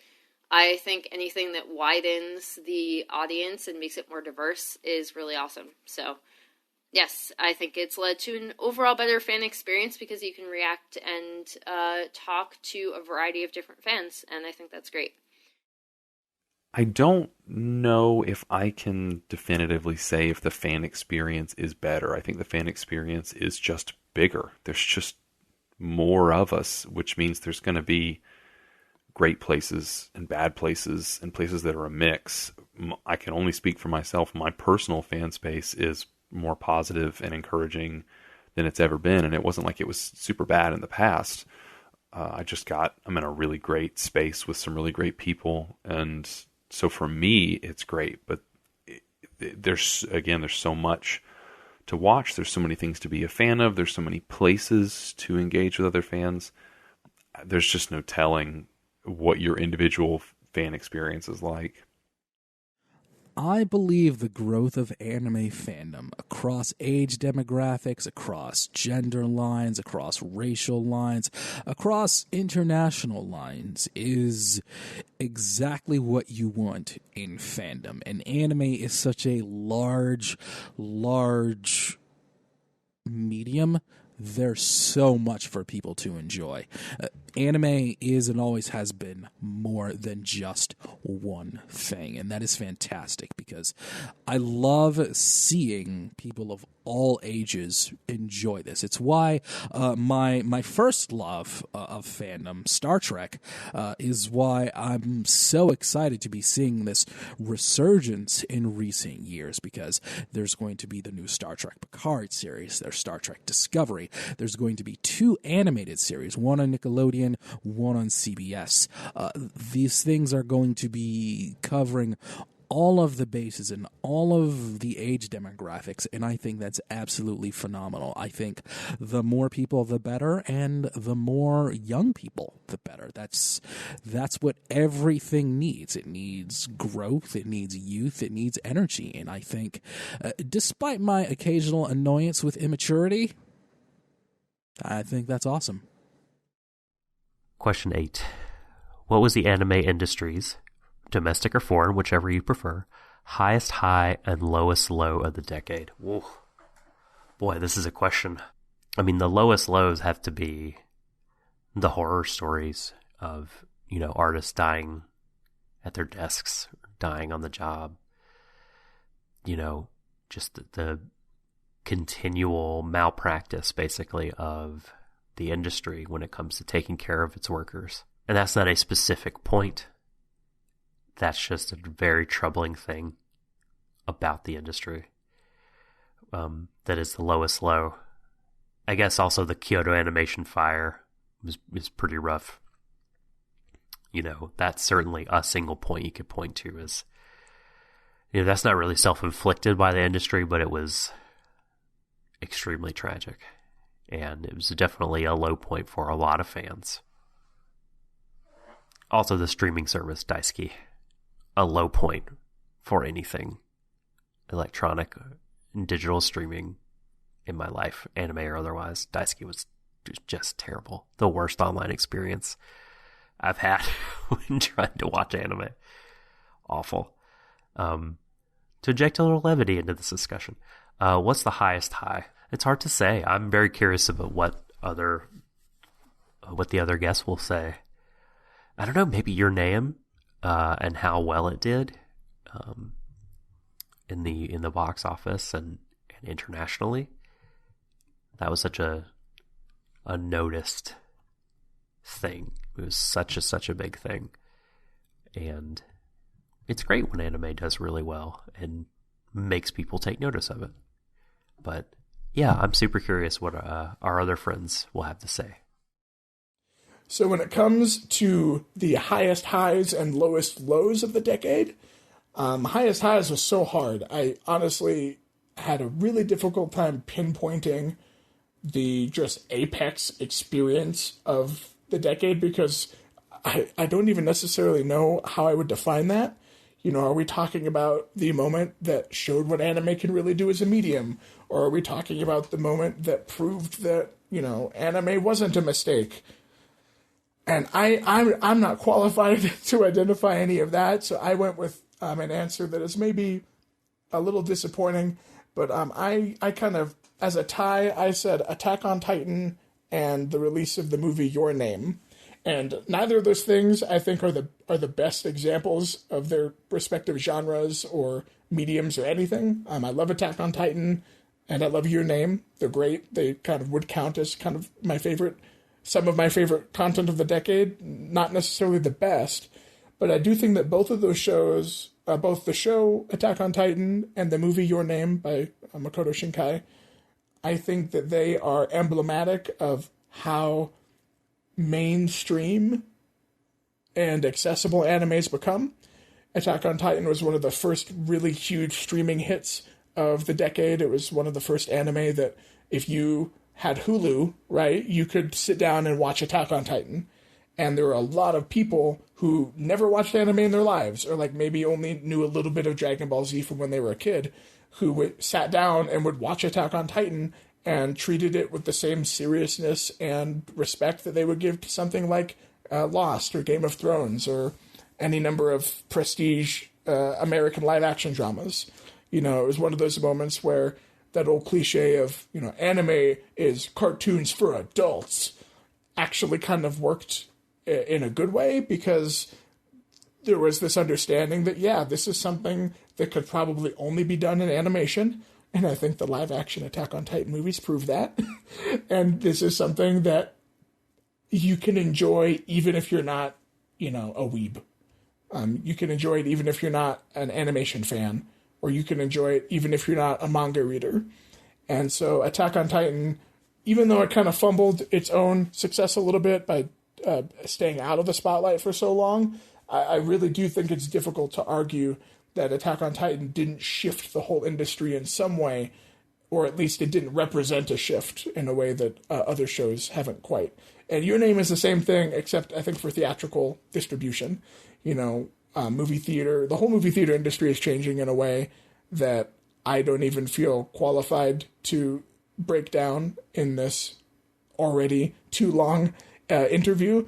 But needless to say, the way that we consume movies is different these days. And the fact that a theatrically distributed anime that wasn't directed by Hayao Miyazaki was able to make any kind of cultural impression in the US is kind of astounding. And, I have relatives and friends who don't really give much of a shit about anime at all. And they went to go see Your Name in theaters, and they adored it, and they loved it, and they thought it was great. And so, I don't think it's a game changer necessarily. We're still not at a point where I think an anime is going to win the Oscars or anything. But we're seeing that tide really shift in big, big ways this past 10 years. And I think, the 2020s, the 2030s, provided the earth doesn't melt, and provided the anime industry doesn't completely collapse in on itself because of its horrible business practices, I think that's only going to get better. So that is my pick for the highest high of the decade. The lowest low, that was actually, unfortunately, really easy. It was the arson at Kyoto Animation that injured and killed so many of the incredibly talented staff members and artists there. There's no other incident that I can remember ever happening as in regards to the genre, to the industry, that was just so abjectly terrible. I don't even really know what else you could pick for the lowest low, because, I don't care how much you hate any given anime, it didn't result in the deaths of actual people. And, Japan was deeply shaken, obviously, by this tragedy. They are not used to the kind of mass violence that occurred on that day in the way that maybe us Westerners and Americans are, which is its own kind of tragedy. And even thinking about it now, I'm getting a little emotional, because the fact that so many people had to suffer and die because they were just trying to make art that would make people happy is really shitty and awful and terrible. And it is far and away, without any competition, the worst thing to happen to the anime industry, not only this decade, but probably in the last 50 years. And God willing, it will never happen again. I would really love to think that we are not going to have to go through something like that again, because that's just terrible. What was the anime industry's highest high and lowest low of the decade? I couldn't say for the Japanese industry. Yeah, no. I feel like there was an anime lull in 2017 where there was just there were a couple of seasons in there where there was just nothing coming out that we wanted to watch. We fell out of watching things seasonally for a little while. Log that year. Yeah, you're right. Maybe that was the only reason. I think there's definitely been some huge film hits. Yeah. Theatrical releases that made it big here in the States. I feel like that's another thing that's changed a lot. We didn't used to get any showings of anime films in our town. Our town here ever, and now we are getting even smaller stuff. Yeah, it's they show the Ghibli stuff every month or two, yeah, which is cool. And then so it's just kind of always in the theater consciousness. But there's sometimes anime stuff. Mm-hmm. It's pretty cool. And we're getting new stuff faster. A little bit. I think Your Name and Promare were probably the two biggest anime movie hits around here anyway. Yeah. So yeah, highest highs being things making so much of an impact that non-anime fans get excited about them. Mm-hmm. As for a low, I think Funimation really got dethroned this decade. Yeah. As like a leader, like the leader in dub stuff. Yeah, and I think it's just hubris. Yeah, I mean, like, it's a lot of decisions that their company has made. Aside from all of the drama in the last like 2 years, I think like it is very clear that simuldubbing has so many drawbacks. Yeah, and just like produces significantly lower quality products. Yeah, it makes awful dubs. Yeah, it makes bad dubs. Like, it's not the fact that some things get simuldubbed that ruins it. It's the fact that nothing gets the dub treatment like it used to from Funimation, where you had like you waited until stuff was out, so whoever was writing the script understood it from front to back. Yep. Like, and could really take care with the writing, that stuff. Like, anytime we see somebody at a con who talks about having to adapt a script for a simuldub, it just, they make it sound like it's miserable. Like, every time we've gone to an industry panel about script adapting or about simuldubbing or anything, like, people in the industry are aware. It's like, the people who have to do it are not the people who are making those decisions, and they are not in favor of it. No. Very, very clearly and openly. They're like, it just makes their work harder and less good. Yeah. I do not understand how much of a demand there is for simuldubbing. Yeah, I guess because we hang out with a lot of subs purists. Yeah. And like, maybe there really is enough of a demand to warrant that, but like, I don't think it's worth it. Yeah. I think it's not. Ugh. I'm not a fan of that. Yeah, Funimation just seems to be a little bit less connected with what anime fans want, or just at least a little bit behind. Yeah. Also, their streaming it just really streaming sucks. Player sucks. It sucks so bad. It's hard for me to remember specific instances of anime as a global cultural force, but I did really like it when every Olympian skater got really into Yuri on Ice. It's cool when the new day wear Ginyu Force outfits and Michael B. Jordan shouts out Naruto. I enjoy those One of Us moments, not because there's some sort of validation, but because I enjoy how art's influence filters down and across and into people, and how they live their lives and make what they love in return. It's also pretty fun to be when we were part of one collective conscious losing their mind over Devilman Crybaby in 2018 and relitigating Evangelion in 2019. You know, art given room to hit with such fucking force that it makes our fragmented viewing habits into one shared collage thing. But what I really want to shout out is Kyoto Animation for not only creating some of the best anime of this or any decade, but for doing so in what sometimes felt like the only workplace in the business that prioritized the well-being of its workers and was doing all it could to help its part of the industry grow rather than just survive. So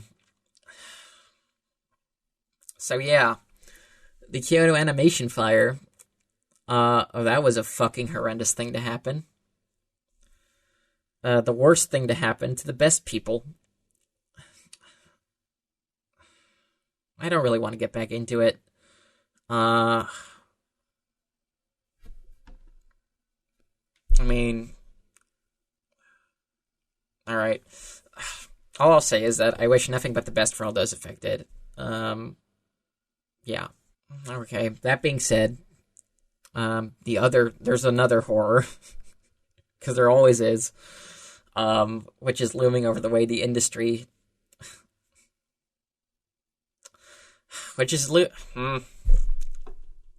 man, the Kyoto Animation fire fucking sucked. Fuck. Okay. So the other horror looming over the industry is the way it has mistreated its people. That it's nothing short of monstrous, and none of us should watch anime without that thought, without thought towards better action. None of us should forget the cost of what we enjoy. There's dismal pay, murderous hours, every corporate indignity under the sun. Like, Miyazaki compared it to designing the fucking Zero Fighter, and he's alright. Like, he's the most celebrated person in the industry. Like, he's probably responsible for some of that fucking shit bullshit. Like, more coverage can improve things, but the weight of culture and callous distance is always going to lie to us and say that, you know, things are fine, or they're worth it the way they are. And things are not fine. There's, like, no... Look, things aren't going to be better somehow in some sort of Hegelian progress or end of history or that kind of bullshit. Like, there's no better future but the one we help take. So keep an ear out for where you can help and, you know, put the pressure that you have to good use. Like, you can't always do a lot, but you can always do a little. What was the anime industry's domestic or foreign highest high and lowest low of the decade? I have no idea how to answer this question, actually. I can't think of a highest high in terms of, like, production or show or anything like that, because I feel like I don't have enough informed opinion on the production side. In terms of lowest low, the only lows I can honestly think of are, like, really unfortunate events. So, for example, the recent Kyoto Animation fire, I think, is a really awful tragedy. That has obviously, I feel like the repercussions of that haven't even necessarily really been felt yet, despite the fact that we have seen a lot of Kyoto Animation's response and the fact that they haven't been able to produce much this past year. But beyond that, like, the cost of human life is just awful, you know, and that makes me really sad. So I know that came at the tail end of the decade, but in terms of lowest low, I can't think of anything lower than that. Sorry to make this depressing. I think probably, to me, and this is just from where I'm sitting, the highest high for the industry has got to be the Olympics after Yuri on Ice came out, where the commentators had to explain anime, right? I mean, what a wonderful little moment where these ice skaters make people have to talk about anime on the world stage like that. What a ridiculous moment, and kind of a wonderful little piece that very few shows can claim, if any others. In terms of lowest low, I don't know. I mean, from my perspective, I guess it's just the sort of ongoing low pay and low compensation that these animators are getting for all this work that we very much appreciate and love. It seems like they are working incredibly hard for very, very little and can barely make ends meet, and that's pretty heartbreaking. I'm going to get into my lowest low later on, but the highest high was one that I really had to think about, because on APOS, we do like to cover news. We like to talk about big anime news stories. We'll bring guests on and we'll talk about the news of the day in the world of the animes. And I remember the significant moment for me being, after looking it up, it was December 2nd, 2013. Now, why December 2nd, 2013? Well, this was the day that the news came out that Peter Chernin, former head of News Group, that big corporation, and Peter Chernin and his investment company, the Chernin Group, purchased a controlling interest in Crunchyroll. And at the time, Crunchyroll was at an estimated price of just under $100 million. And the thing about that was, here is Crunchyroll. Crunchyroll was originally a pirating site for anime and drama. And then they went legit, and at the time, the anime community on the internet lost its bleep. Absolutely lost their bleep.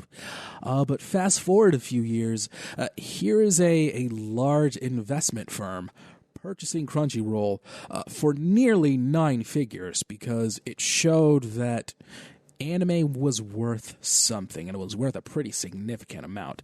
And here was this big-time CEO saying, yeah, I think we'll purchase this. I think this website, Crunchyroll, I think this anime stuff might be worth something. And now look at where Crunchyroll is. It's massive. It's absolutely massive.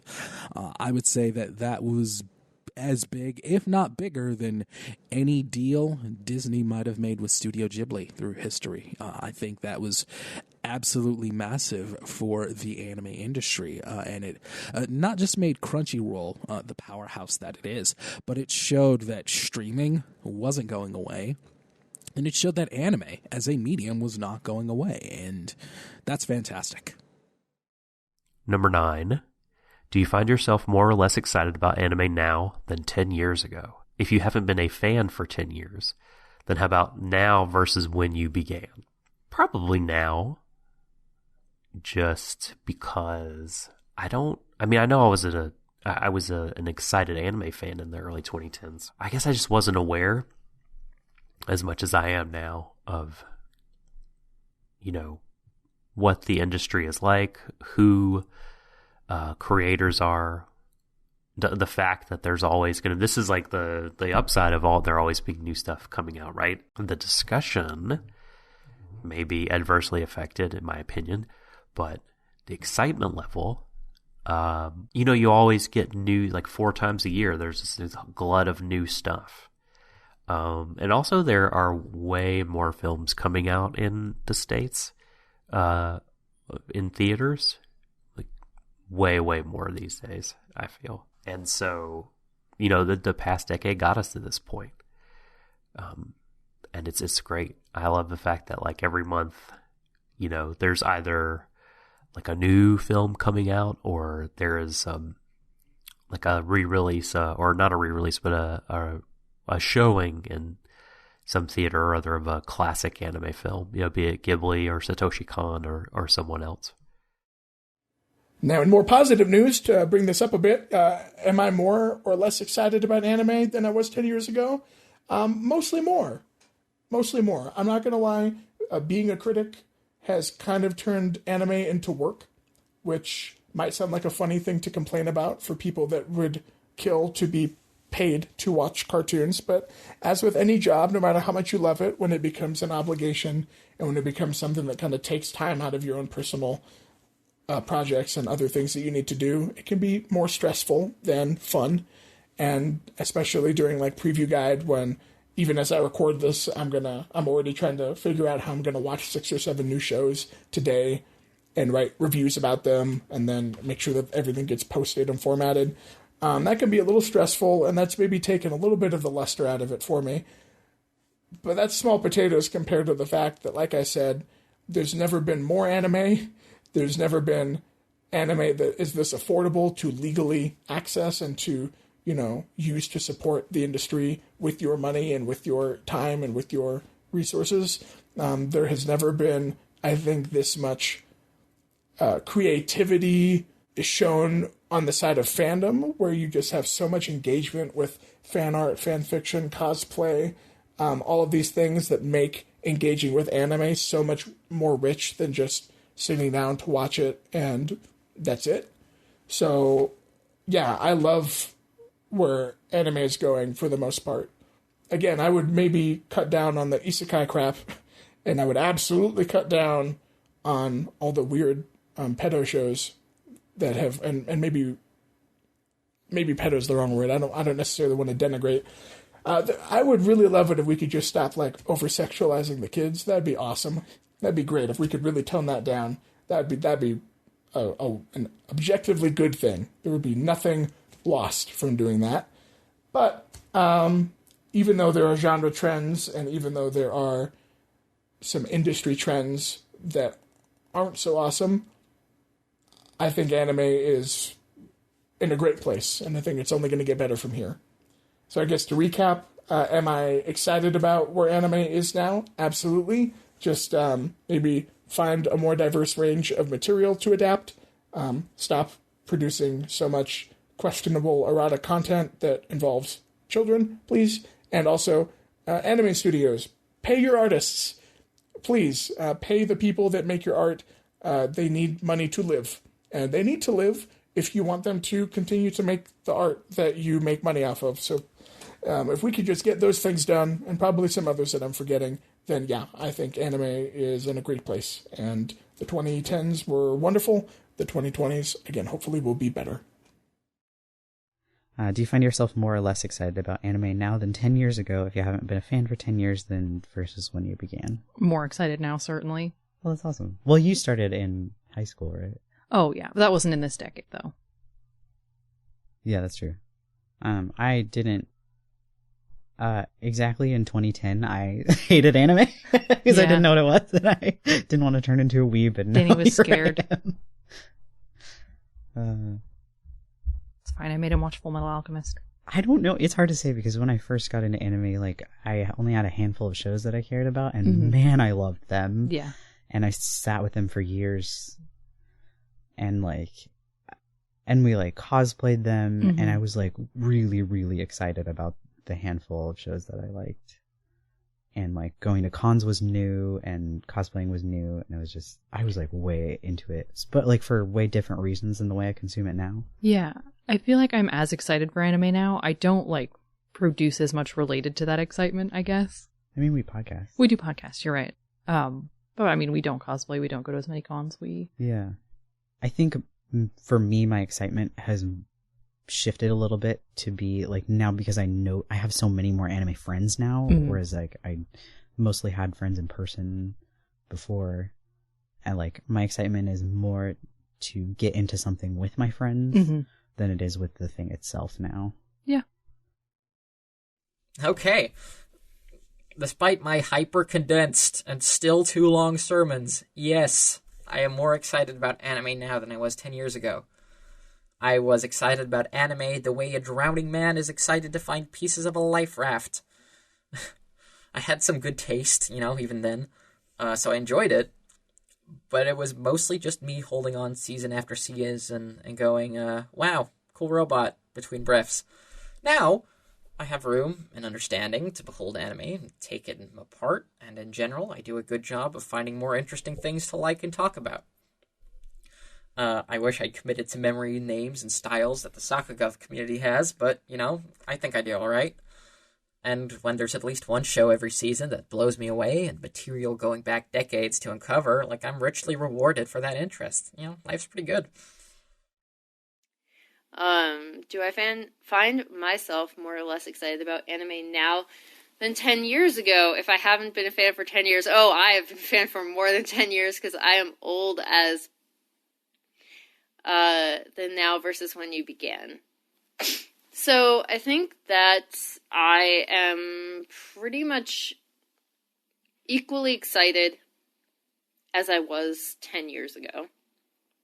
I am excited in a different way than I was pre-10 years ago because, again, I'm 35, so I am older, I think, than the average anime fan, and I've stuck with it longer than kind of that average of, like, 2 to 3 years where someone's, like, really intensely into it and they're blogging about it and stuff like that. Like, I've, against all odds, continued blogging about it, and I'm still, like, super excited when I see things from creators that I really love, or going back and watching things from creators that I really love. So, like, for example, this past year, Sada Zanmai came out from Ikuhara, and I was so jazzed about that, and I blogged it every week, and it was an amazing experience. And I love that show. I don't necessarily trust myself to rate it yet, but, like, previous year, I got really into Review Starlight, and it's just, I feel like I always find something to get super, super excited about because it's a creator that strikes my attention, or it's a creator that I already know and they're coming out with a new thing.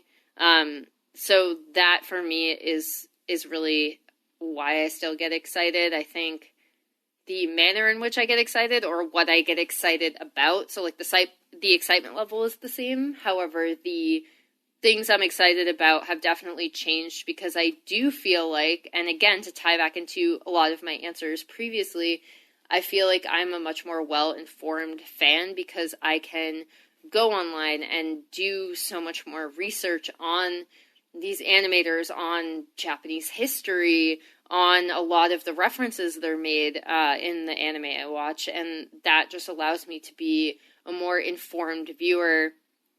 And just in general, in terms of art and my understanding of, you know, framing and cinematography and stuff like that, like, it was something that I learned in school, but I feel like my ability to parse visual language has increased over the past decade tremendously, and that also ties into my excitement level. So I find myself more excited now than 10 years ago, for sure. 10 years ago, I wasn't in fandom, and I was actually in a part of a almost 10-year-long hiatus that had started before 2010 had come around, but ended partway through this decade. I was just not, I had kind of retreated into my own space.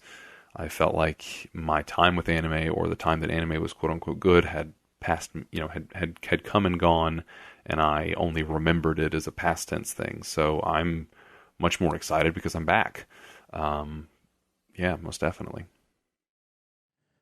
Do I find myself more or less excited about anime than I did in 10 years ago? Honestly, it's probably about the same. A lot of my favorite anime, like I said, came out in the decade previous, the 2000s.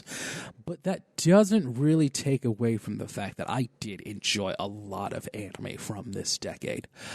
I'm happy that anime is so easily accessible and there is something for everyone. That is fantastic. And it never gets old. I enjoy finding anime that I might like now more than ever, especially with it being as easy as it is. What individual creator or creative team do you think really put their stamp on this decade? Look, it's hard to go away from Masaki Yuasa for me as an individual creator, but he's only really come to prominence at the end of the decade. I would probably say for like general audience, or general anime audience rather, it's got to be Kyoto Animation with Free and Sound Euphonium and all sorts of their other, Violet Evergarden. They really just knocked it out of the park this decade. And probably Type Moon, I feel like, be it with the games and anime, like, it feels like the Type Moon train is unstoppable at this point. Individual creators and creative teams that put their stamp on the industry. Man, I am so bad at remembering names and, the names of studios and stuff that I can already tell you that there are far too many ridiculously talented people to list, and I've forgotten almost all of them. And so I deeply apologize if there are some genuinely deserving, talented artists and writers that I just haven't mentioned. I whipped this list up pretty fast, and these were the names and the companies that stood out to me at the time. So when it comes to what pops into my head, Makoto Shinkai, I think, is obviously one of the biggest new voices to come out of the decade. I mean, with 5 centimeters per second and Your Name, and now I know Weathering with You was also a huge hit in Japan. We still have to see how it's going to perform overseas, but I don't like to call people the new Miyazaki. I think that's really reductive. No one is ever going to be Miyazaki, just like no one is ever going to be Walt Disney ever again. And trying to cram people into that label is not a good thing. But that being said, I mean, Makoto Shinkai is probably the most prolific and impactful feature release director to come out of the industry in a long time.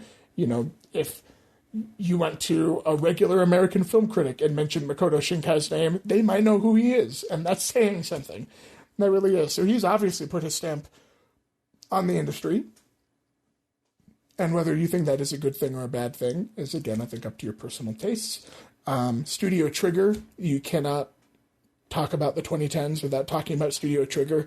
The 2010s were when they burst onto the scene and basically became the cult favorite studio turned mega hit favorite studio. I don't know what else to say. Kill La Kill, technically Gurren Lagann, even though that's a Gainax anime, everyone knows it's a Trigger anime. Little Witch Academia, freaking Promare. I mean, everything Trigger has made has more or less been great. I mean, even shows that not everyone loves so much, like, I just forgot the name of the show. We might have to cut this part out. But, Kisniver. Thank you. Even shows like Kisniver, which not everyone loved as much as, say, Kill La Kill or Little Witch Academia, that show kicks ass. I genuinely do not think Trigger has made anything bad yet. There is, well, we're not going to talk about Darling in the Franxx. That doesn't count. Ignore that. Darling in the Franxx doesn't count. That's not Trigger's fault. Trigger tried. I do not think Trigger should be blamed for Darling in the Franxx. So, yeah, Trigger is great.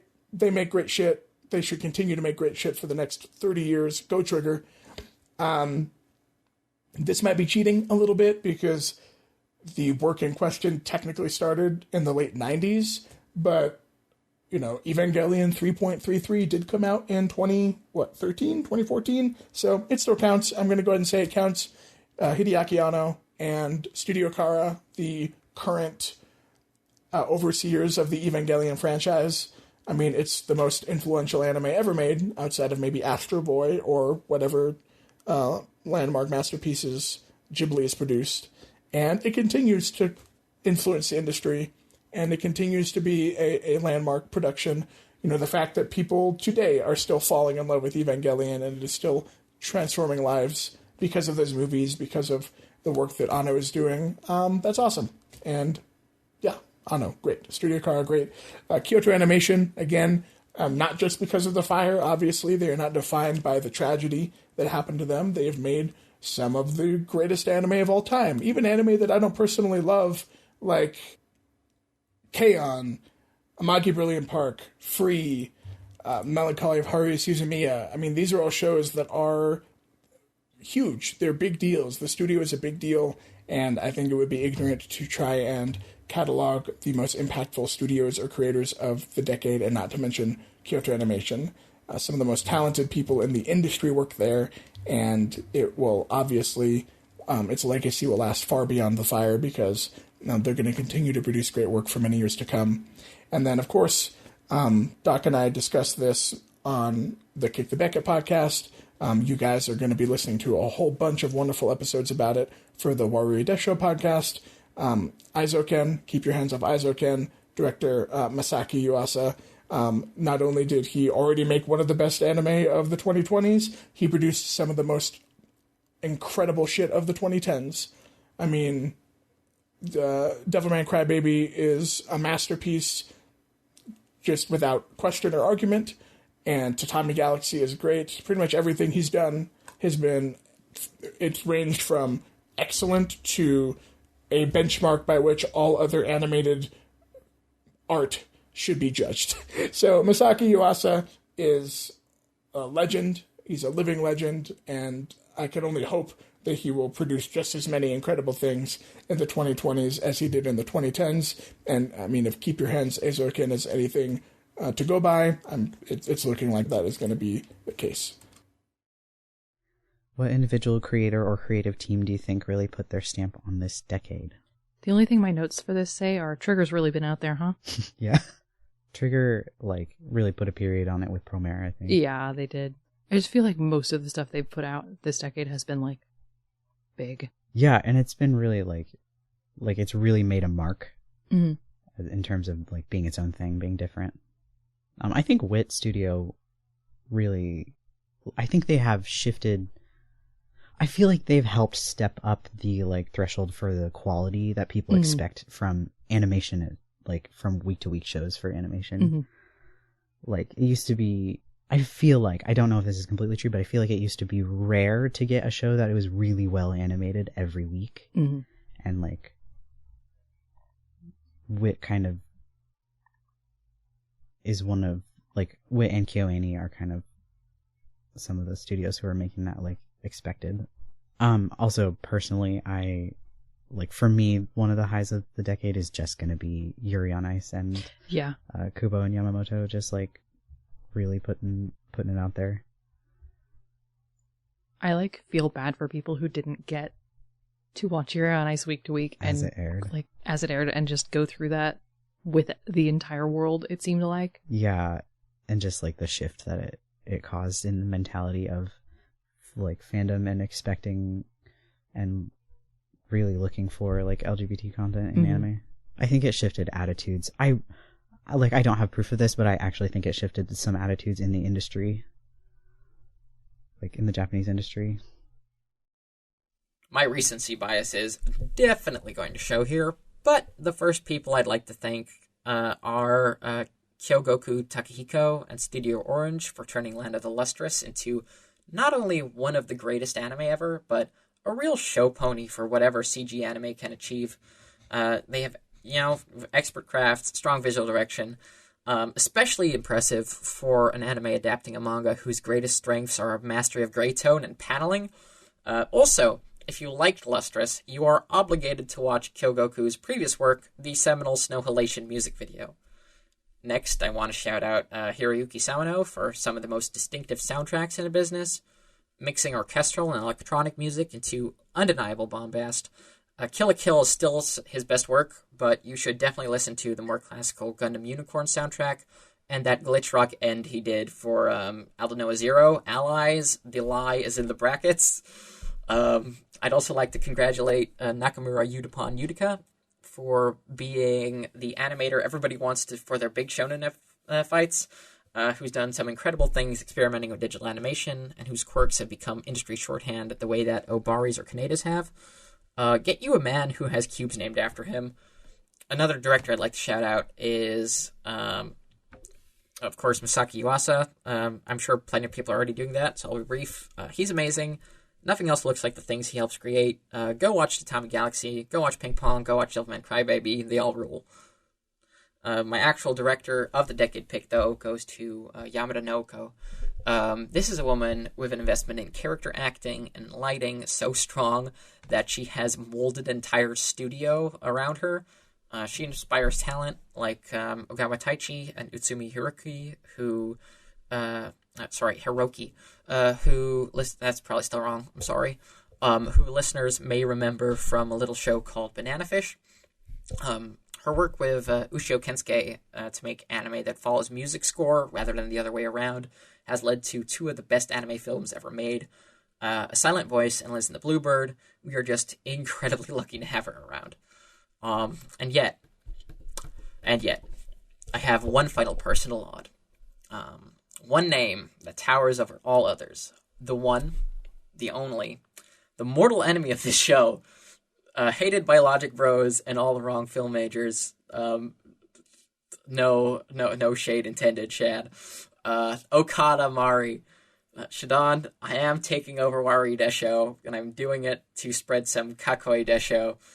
Mayoiga the Lost Village is one of the best shows of the decade. A masterful use of slasher fic texture to craft a story about fuck-ups, building a community with other fuck-ups so they can live with their regrets.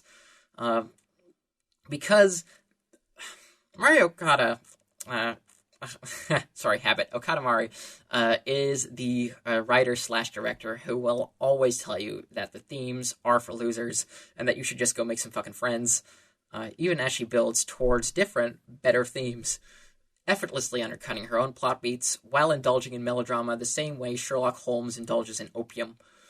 Okada Mari goes in on every script. She is so powerful that Kawamori had to rein her in when they made Aquarian Evil, and the result was Aquarion Evil. Okada, you're a legend. O Maidens in your Savage season is your best work yet. I promise you I will watch Makuya when I have the time after this. What individual creator or creative team really put their stamp on this decade? I think for me personally, this answer is going to be different than a lot of other people, but tying into pulling back the curtain on animators and people. Before this decade, Ikuhara's most well-known work was Revolutionary Girl Utena, and previously he had worked on Sailor Moon, so people knew of him as a director coming out of Toei who produced this one amazing work, right, in Utena, and he hadn't done anything since. And then in this past decade, we received Penguin Drum, we received Yorikuma Arashi, and we received Sada Zanmai. And that is 3 defining works of this decade for me personally. So if I had to see someone who really put their stamp on this decade, it would definitely be Kunihiko Ikuhara. I also think that you see his influence in a lot of things. For example, Furukawa, who did Review Starlight, was a director that came from his animation tree, and there's there's a giant tree that's still out there where people have just tracked Ikuhara proteges or people he worked with while he was at Toei and where they went after. Another one of my personal favorite directors, Igarashi, also came from this. So I would definitely highlight him as the person who put this stamp on the decade. I think a lot of other people's answers would be radically different because, again, you're talking about me who, when I hyper-focus on anime, it's always that kind of, I hyper-focus on Ikuhara or I hyper-focus on an artist like Masaki Yuasa or something like that. So because I'm more inclined to watch these niche shows, like comparatively niche, I think, to the vast majority of anime fandom, I think this answer is probably going to be a bit different than other people's, but that would be my answer.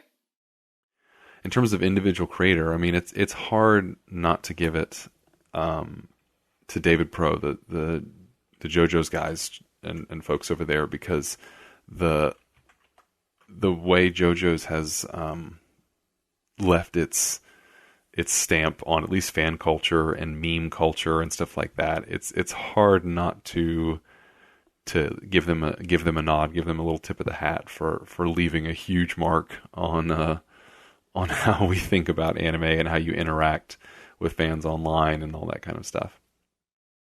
I firmly believe that the 2000s belonged to production IG. And in the 2010s, I think that in a runaway, and nobody was really close, was Kyoto Animation. And that brings me to my lowest moment from the previous question, and that was the fire in July of 2019. An absolute tragedy, absolutely terrible. But of all companies for that to happen to, I believe there was really no company beyond Kyoto Animation that was putting out the level of successful and popular anime through the 2010s. Personally, just speaking for myself, Wit Studio put out some good stuff, but I think that Kyoto Animation was absolutely undeniable as the studio of the 2010s. Unless I missed one, then we can talk about it. Let me know on Twitter or talk to me, send me an email on APOS. I'll bring it up. Question 11. What is your favorite anime that came out this year? Oh, we're just talking about 2019 now, I guess, here. And boy, I think if I had to say my favorite show that came out last year, probably Mob Psycho 200, as Shadon and I like to call it. The second season of Mob Psycho 100 was a tremendous achievement. And I loved Vinland Saga quite a bit. You can hear me talk about that on a regular podcast. We have a show for every episode of that series. And Sarazen Mai, of course, was amazing. amazing to watch week on week. Favorite anime of the year? You can see my full list of the best anime of the year on Anime News Network. We just published that pretty recently. But as far as the number one title that I went with, Carol and Tuesday, baby. I mean, there's just not much for me to say that I haven't already written a whole lot about, other than it is a ridiculously beautiful, amazingly produced, and fun show that is the exact breath of positivity and joy and empathy and a celebration of human connection that I think the world is desperately missing out on in this day and age. And maybe this is me speaking just as an American that is struggling a whole lot with the ridiculously crappy political stuff that is going on in his country. I'm going to go ahead and just make that stand right now. But, I mean, Shinichiro Watanabe is another living legend. I mean, he produced he directed Cowboy Bebop. He's responsible for Samurai Champloo. Terror in Resonance is something that I liked, even though it's maybe a little more contentious. Space Dandy, obviously, Kids on the Slope. So, much like Masaki Yuasa, pretty much everything Shinichiro Watanabe touches turns to gold. Carol and Tuesday is no exception.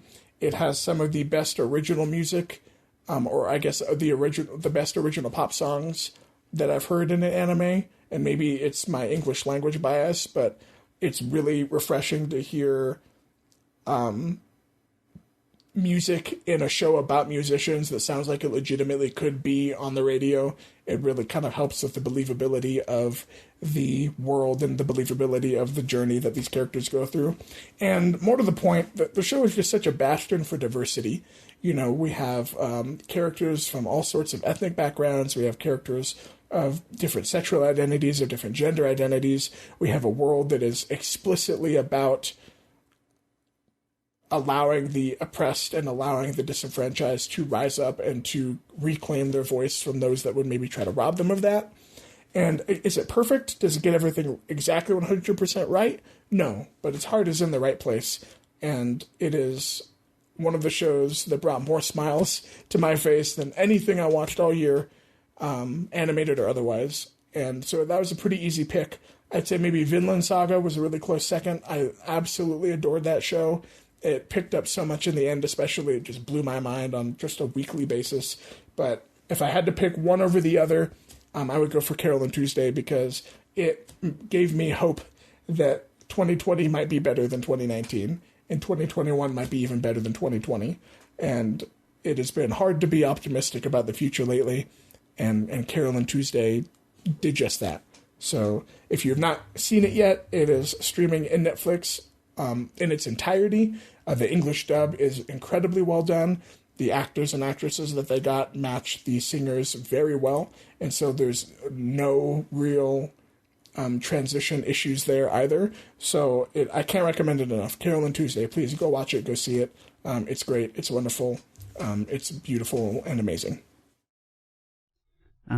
What is your favorite anime that came out this year? Gush about how great it is. Banana Season 2, obviously.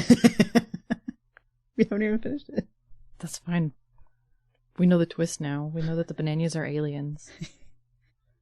I think I'm going to have a three-way tie. I liked Mob Psycho 102. That was my first one, too. It's so good. Kimetsu no Yaiba, I was a big fan of that one. Yeah. And Stars Align. Stars Align. That's going to be one of my favorites of this year, too. I really enjoyed Fruits Basket. Like, I know it was just a redo, but it was such a nice way to round out the decade, just having Fruits Basket come back and getting to re-experience that with a much better anime. Yeah, that was just a darn good show. Yeah, this was not in the decade. It was 2006 or 2007, but it was one of my very first anime, so. Mm-hmm. Okay, if Shadon hasn't banned me from this podcast, my favorite anime from this year is the aforementioned O Maidens in Your Savage Season. I have yet to encounter a piece of fiction that is so funny and so incisive about that weird period in your life when you know what sex is, you don't have enough experience to have any real thoughts about it, but society and certainly your school are sure as hell going to have some thoughts about you vis-a-vis sex. All of which is infinitely more fraught as a woman. That all of this is framed from the perspective of a bunch of literature nerds who find the books they read true windows into this world, in the sense that they're both barrier and view, is a tremendous twist, and from Okada, the most accomplished self-own ever. The first episode of this show ends with a sex joke so perfect, I think about it to this day. What is my favorite anime that came out this year? So, if we're looking at this past year, would be 2019. I would definitely have to say Sada Zanmai. To keep up with the trend, I think it's probably close between Carol and Tuesday and Sada Zanmai. Carol and Tuesday is an amazing show that I think tries to tackle a lot via looking at the music industry, and I really love what Watanabe does with that. I think he falls short in addressing some of the issues, and actually I think Sada Zanmai similarly also falls short in some of the issues it tries to address, but Sada Zanmai is just an amazing show that I think is still, despite the pushback it received from a lot of Ikuhara fans that expected it to be more like super incisive, super anti-capitalist, super socialist, like that. Those are the things that we watch Ikuhara for. And I think it fell short of people's expectations in that regard, including my own. It doesn't mean that it isn't those things. It just means that it's not as... I don't want to use the word dark because I just hate how it's overused. But I don't think it's as incisive. That being said, I will say specifically through the marketing, so I'm going to get into spoiler territory here. You can cut this out if you want. Specifically in the marketing of two characters, Ro and Mabu, I think that it is actually quite incisive in terms of the way that the world looks at gay men. I do think that Ikuhara, another thing that happened with the show is that he has done so many things about being a queer woman, and this is the first time he really addressed being a queer man. And it was a little bit clunkier. It was a little bit, I guess, less of a deft touch that we've seen from some of his other shows. But I still think through Ryo and Mabu, who unfortunately you did have to see a lot of like pre-release content. There was a manga that wasn't actually a summation of the show, like a lot of his previous manga projects have been that have come out simultaneously. But it was an odd prequel that also is very dreamy and kind of weird and marketed in a very specific way to kind of present these characters as just like, oh, it's the two gay dads and their daughter, and it's very cute and fluffy, and this is how we're going to present it.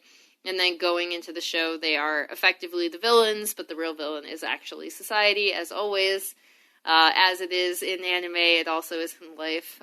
So I think I still loved Sada Zanmai for that, and I also think that a lot of people ripping into it really underestimate how much more difficult it is to have catharsis. I think catharsis is very difficult to write well, and I think this show was still very cathartic, even if it lacked that perceived edge that a lot of his other shows have had, because they've either ended on like Yuri Kuma Arashi, for example. I think, in my opinion, the show that he released previously to Sada Zanmai in 2015, that ended on an incredibly bittersweet note where it's like, we still have so much to do, we still have so much to go.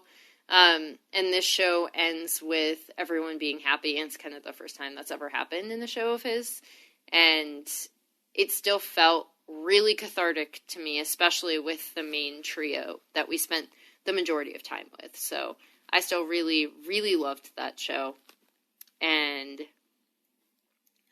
that was great. My favorite anime that came out, I assume it says this year, but I'm going to assume it means this decade.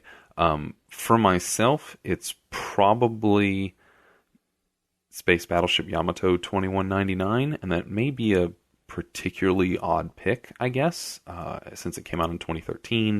It didn't have a very wide release here. We're only really now just getting access to it again the past couple of years because of a bad Pioneer release. But part of what brought me back into fandom was seeing something like Yamato 2199 that was movie quality OVAs of a scale and of a type that I hadn't seen really ever, and knowing that new things were being created regarding old properties I already liked, or regarding older anime, and that it was being done with kind of love and care, and that I was seeing, and it could also be rebooted and reimagined in a way that was both faithful and sort of grew the property, I think, and grew that fiction and that world in positive ways. So it reminded me of why I liked anime to begin with, and just kind of was like a signal to me that there may be a lot of stuff out there that maybe I don't enjoy or don't have time to get to, but there's always going to be something that's going to appeal to me that's brand new and just over the horizon. So 2019 was the year that I realized I really like cop shows in anime. I think cop shows in anime are really, really cool. And the one that stuck out to me in 2019 was Copcraft. That was just a fun show. It was kind of an inverted isekai, where we had the girl from another world who was transported to the real world, and it became a buddy cop show with hardened detective Kei Mataba. It was the best buddy cop show in years. I was telling people, it's not an isekai. It's not even a reverse isekai. It's a buddy cop show. If you saw on Fox, they had the Lethal Weapon series for a little while. They had that as a series. This was better. It was a lot of fun. There was a lot of action. It was very violent and very bloody. The animation was very bright and very colorful. It had fun characters throughout the entire series, along with Kei and the girl. Everyone loved the girl. I liked Kei. I thought Kei Mataba was the coolest dude. The opening theme song was fun, and it finished strong, which is always a problem in anime. We all know that sometimes endings don't go the way you want, but I think Copcraft finished strong as well. It tackled issues like crime in the big city, politics, social issues, racism, urban development, while still being hilarious. The show was hilarious and action-packed and fun. My personal anime of 2019 was Copcraft, unless Hero Mask came out in 2019. No, it did. Its second season was in 2019, but Hero Mask was probably my anime of 2018. But for 2019, it was Copcraft. Did this decade produce any of your all-time favorite anime? Which and why do you love them? Well, Devilman Crybaby came out this decade, and if you want to know why I love it, you can listen to the podcast that I did with friends that you've been listening to now for a while, Danny and Kay of Anime is Lit. Shadad and I talked for hours with them about that show, how meaningful it is to us and how much there is to say in there. Mob Psycho, as I mentioned in the previous question, amazing work, both in terms of its technical merits and its storytelling and characters and their relationships. It's a work that I'm glad people have not forgotten as the years have gone on. I mean, of course, the second season reminded us, but people still haven't forgotten that 2016 first run. And, 4 years is a long time in this fandom. 2 sets of fans have come and gone by then. And, and then that has endured, which I'm very happy about. And you can listen to me talk about that also with Anime is Lit and Mark from the Oh No Anime podcast. It's in our SoundCloud. And our Spotify and what have you, if you look back through, we released it in May of 2019. It's a 2-parter. So look for that one as well for me to expound on why I love those things. Okay, last but certainly not least, we have the all-time favorite anime that popped up over the decade, and I'm already almost running at an hour, and I am desperately not trying to make this editing job difficult for Doc and Shaden, so I'm going to try to keep this as quick as possible. I know every time I say that, I end up talking for another hour, but I swear I'm not going to do it this time. Unfortunately, or fortunately, depending on how you want to look at it, this decade produced a lot of all-time favorite anime for me. Some of the best anime I've ever seen came straight from the 2010s, so I organized these by order of release. I'm just going to say a little bit about each of them, kind of shotgun style, rapid fire. I'm sure I forgot some. I can guarantee you that the minute I finish recording this and send it off to the good folks at Warui Deshou, I am going to realize that there are another 20 that I should have put on there that I didn't even remember. So, again, mea culpa for anyone that feels like I completely neglected one of the legitimately best shows to come out. It means that I either just forgot to mention it, or more likely I haven't seen it. For instance, Descending Stories Showa Genroku Rakugo Shinju is an anime that I am almost certain would be on my best of the decade list if I had been able to watch it.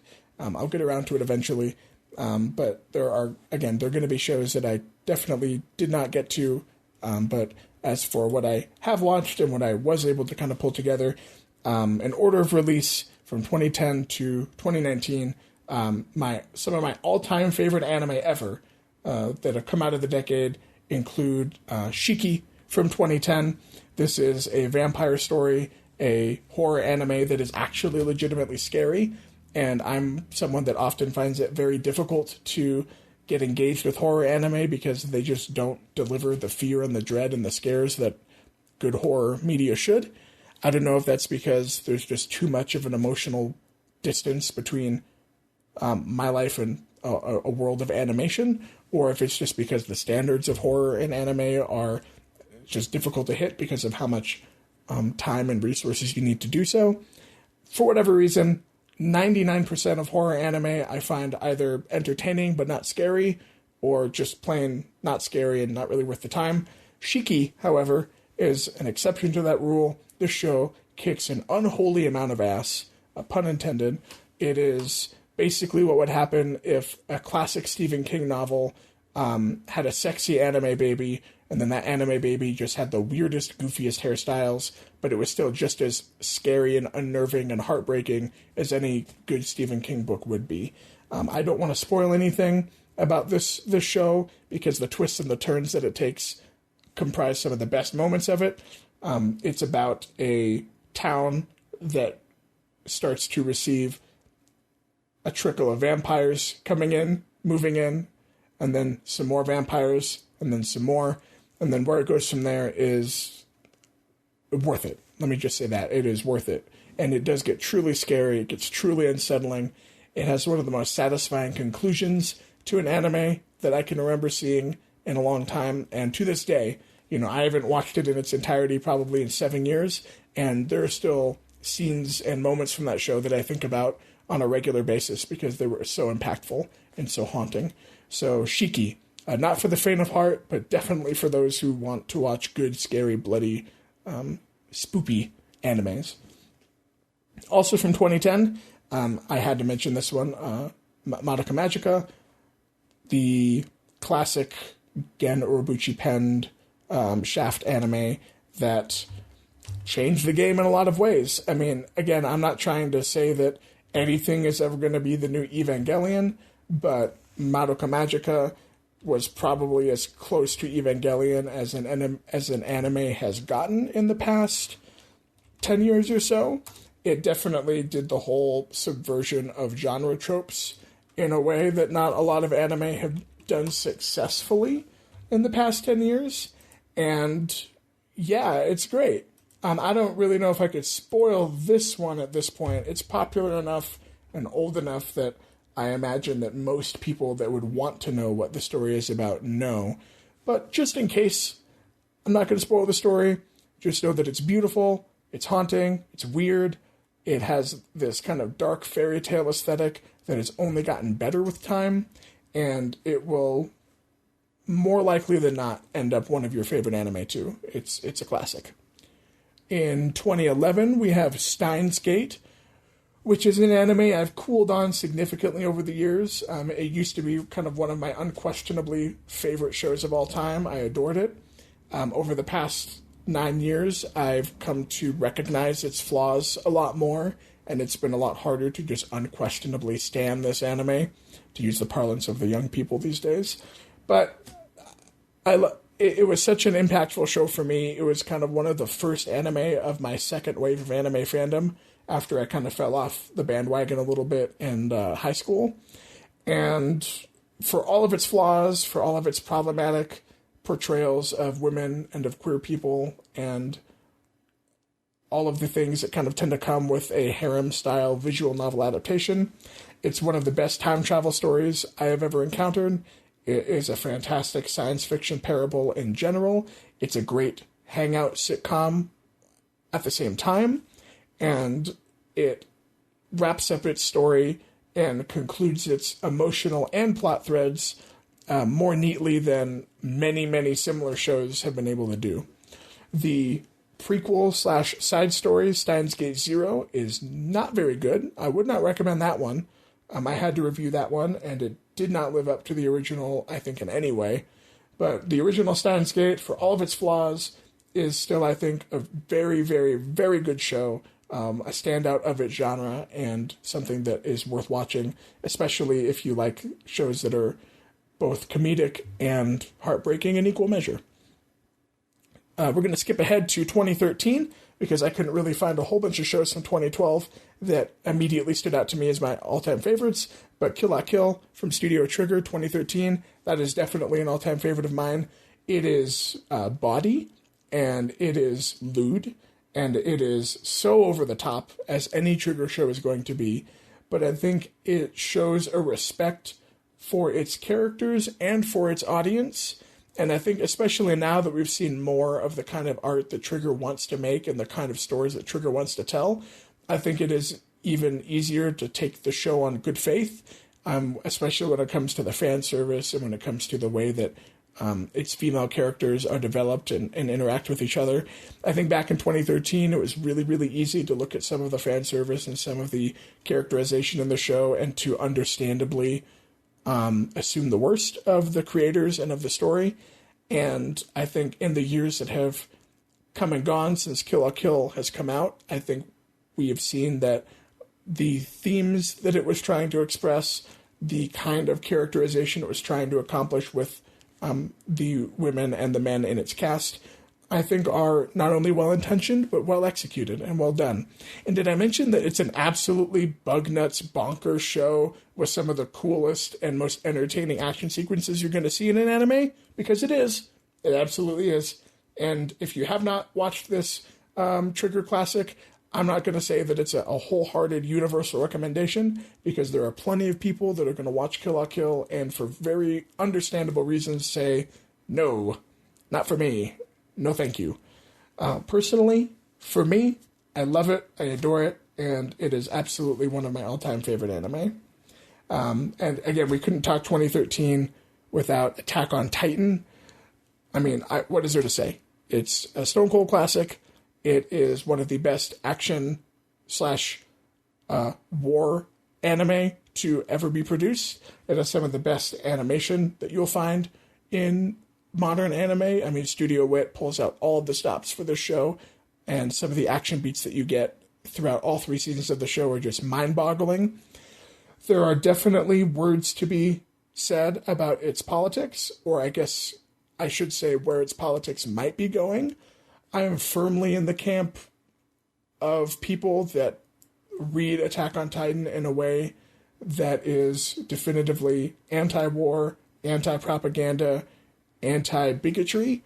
However, it does make choices, especially given the context of Japanese culture and Japan's relationship to war in general, that are questionable. And I do not blame people that maybe don't trust the show and don't trust the creator's ability to handle the subject matter that he's working with. That being said, I love this show. It has produced some of my favorite moments in action anime. I've loved writing about it. I just have so much to say every single time I see an episode. Attack on Titan is great. You should watch it if you like that kind of show. And yeah, I mean, again, it's one of the most popular anime ever. I don't think I'm convincing anyone here that isn't already convinced, but still, there's that. 2014, I almost forgot to put this on my list, but I would never be forgiven either by myself or my wife, because this is one of the shows that we share together and that we really, truly adore, and that is Noragami. Noragami is just so much fun. It is so sweet. It is so well written. It is a perfect blend of kind of homespun, found family, comedy drama, and supernatural action adventure. It delves into the mythology of Japan in a way that feels really satisfying and really engaging, even from an outside perspective. The characters are lovable to the extreme. You just want all of them to be happy. It is, I don't even want to call it comfort food, because that maybe implies that there's a lack of craft or a lack of creativity. It's like the platonic ideal of an adventure romance anime for me. It has all of the right ingredients and just the right balances. I could watch and rewatch the show on repeat forever, and I would probably never get bored. So if you have not watched Noragami, or the second season of Noragami, that I will, I guess, caution, ends on a cliffhanger, and there is no sign of a third season yet, so it's the kind of show where if you're going to get invested in it, you're probably going to want to dig into the manga so that you can continue the adventure. But still, Noragami is amazing, is wonderful, watch it, love it, treasure it, just like we have. It's great. And the last show of 2014 I have, I promise, I'm almost done. I guess I'm not, I'm actually only halfway through. But the last show of 2014 I have that has entered my pantheon of all-time favorites is Monthly Girls Ozaki-kun. Doc and I have talked, and I know on the WD podcast you guys have talked as well, about how anime comedy does not always translate in a way that works super well for Western audiences. The language barrier and the cultural barrier sometimes makes comedy difficult. You can appreciate it even if you don't find it funny. Monthly Girls Ozaki-kun, though, is freaking hilarious, and every person that we've ever showed it to, even people that don't really like anime very much, also think that it's hilarious because it is just an objectively sweet, funny, charming, lovable romantic comedy. For those of you that don't know, it's about a high school girl who is hopelessly in love with the titular Nozaki-kun, who is a big, goofy oaf, who is super, super serious, and is pretty much obsessed with his one hobby/career, which is writing and drawing shoujo manga, romance manga for young women. And pretty much the whole show is just an ensemble comedy where this girl is trying to, show that she loves this guy and, be a part of his life, whereas he is so oblivious and so unable to even just understand the basic connections being drawn there that shenanigans ensue. So, Monthly Girls Ozaki-kun, hilarious. Watch it. I'm going to say that for all of these shows, but watch it. Yuri on Ice is our 2016 show. That's such a smash hit, and it's been talked about on my podcast and on Warui Deshou and on like every other anime podcast ever. So, ice skating anime, queer romance, gorgeous art, amazing skate choreography, heart-melting, joyful, empowering, inclusive, beautiful. I mean, I don't know what else to say. Yuri on Ice is great. Please watch it. Please support it. We need more shows like this. We need more representation like this. Yes, it's good. It's all good. It's all very, very good. Another 2016 show is Mob Psycho 100, and I'm going to go ahead and bundle Mob Psycho 102 from last year onto this as well. It has some of the coolest, weirdest, most bizarre art you can imagine. It's another adaptation of a property from One, the artist behind the excellent One Punch Man. However, having seen Mob Psycho 100, I think it does everything that One Punch Man does, but better, with a better story, better characters, more interesting world. And Mob Psycho 102 in particular features some of the most impressive animation, direction, choreography that you will ever see in any anime ever. I guarantee it. If that isn't enough to sell you, Regan is daddy. That is a meme that will make sense to a lot of people, and if it doesn't make sense to you, it will the minute you watch Mob Psycho 100 and Mob Psycho 102. It's great. It'll break your heart, but in a good way. It'll make you laugh. It'll make you scream with delight, and it'll also make your eyes go on fire with its beautiful, gorgeous animation. So check that out. And then 2017 is, there's only one show from 2017 that I wanted to highlight because this is already getting long and my list is endless, but I could not do this podcast, I could not record this contribution without mentioning Made in Abyss. It is far and away not only one of my favorite anime ever, it is one of my favorite things ever, one of my favorite works of art in any medium from any time period at all, period. It is not without its problems, like I alluded to before. The author, Akihito Tsukushi, he has some, I guess you could call them sexual kinks that err towards the kind of weird and off-putting side, and there's no real way to avoid that in the manga. The anime tones it down as much as it possibly can, but I guess my one content warning would be that this is a show that not only gets a little skeevy, it gets very, very violent. It is incredibly dark. It is brutal in places to the point where it can be hard to watch. And so it is another show that I would not show to my grandmother or my mother or even most of my friends and coworkers because it's a grueling experience in a lot of ways.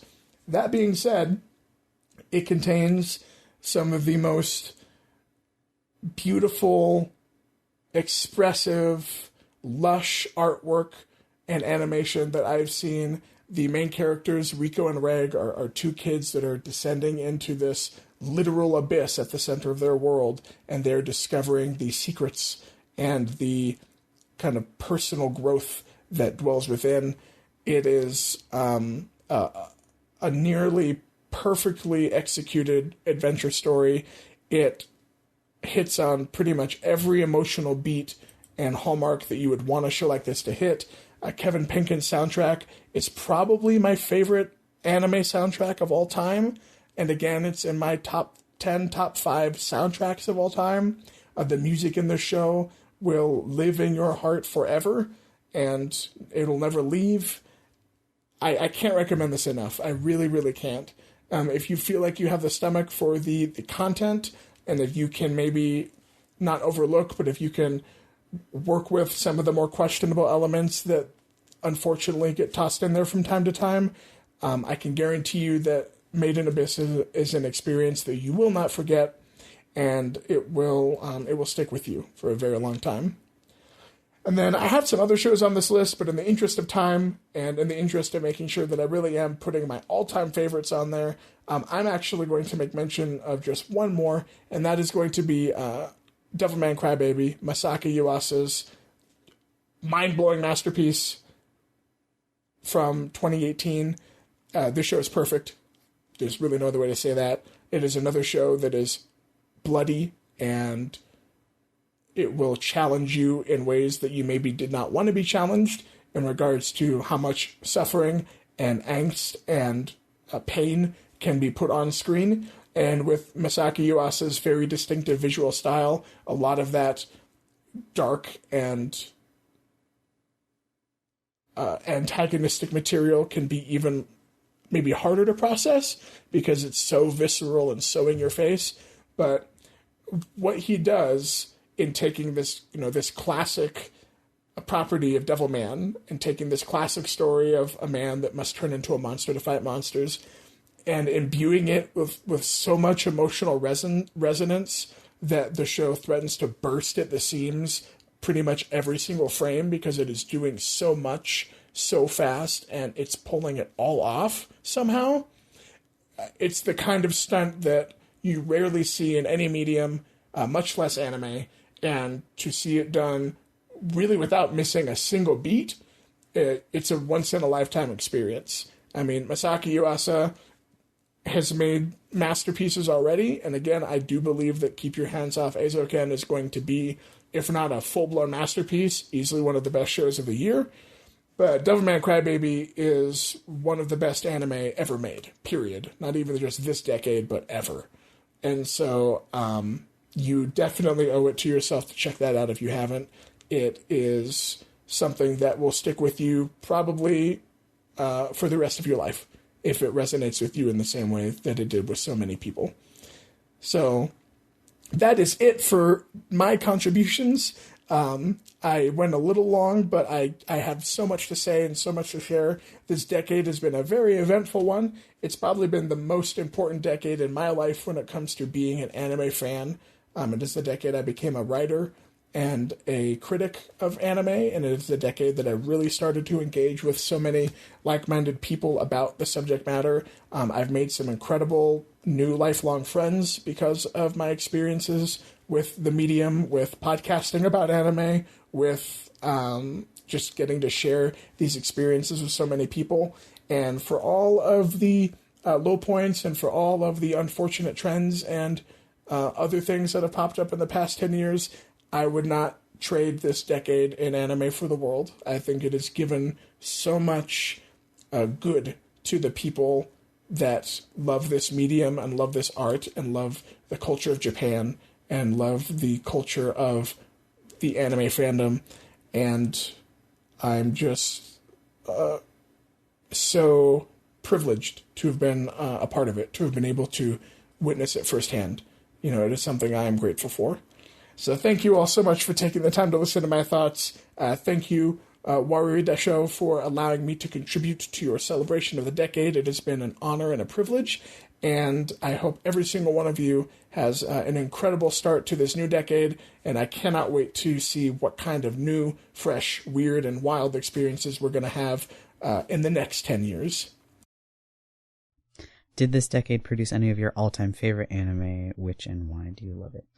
I'm not over Devilman Crybaby yet. Oh, man. Not even a little bit. Me neither. Dang, I didn't put that on my list, but I think, that's probably on my list. But, yeah, and Yuasa's probably on my list of, you're right, yeah. Creators for this decade. Yeah. I have to say Rakugo. Yeah. That's like, if I have to pick one all-time favorite anime, I usually go with that one. I mean, it's really hard to pick a favorite out of everything, but that's kind of the easy answer for me.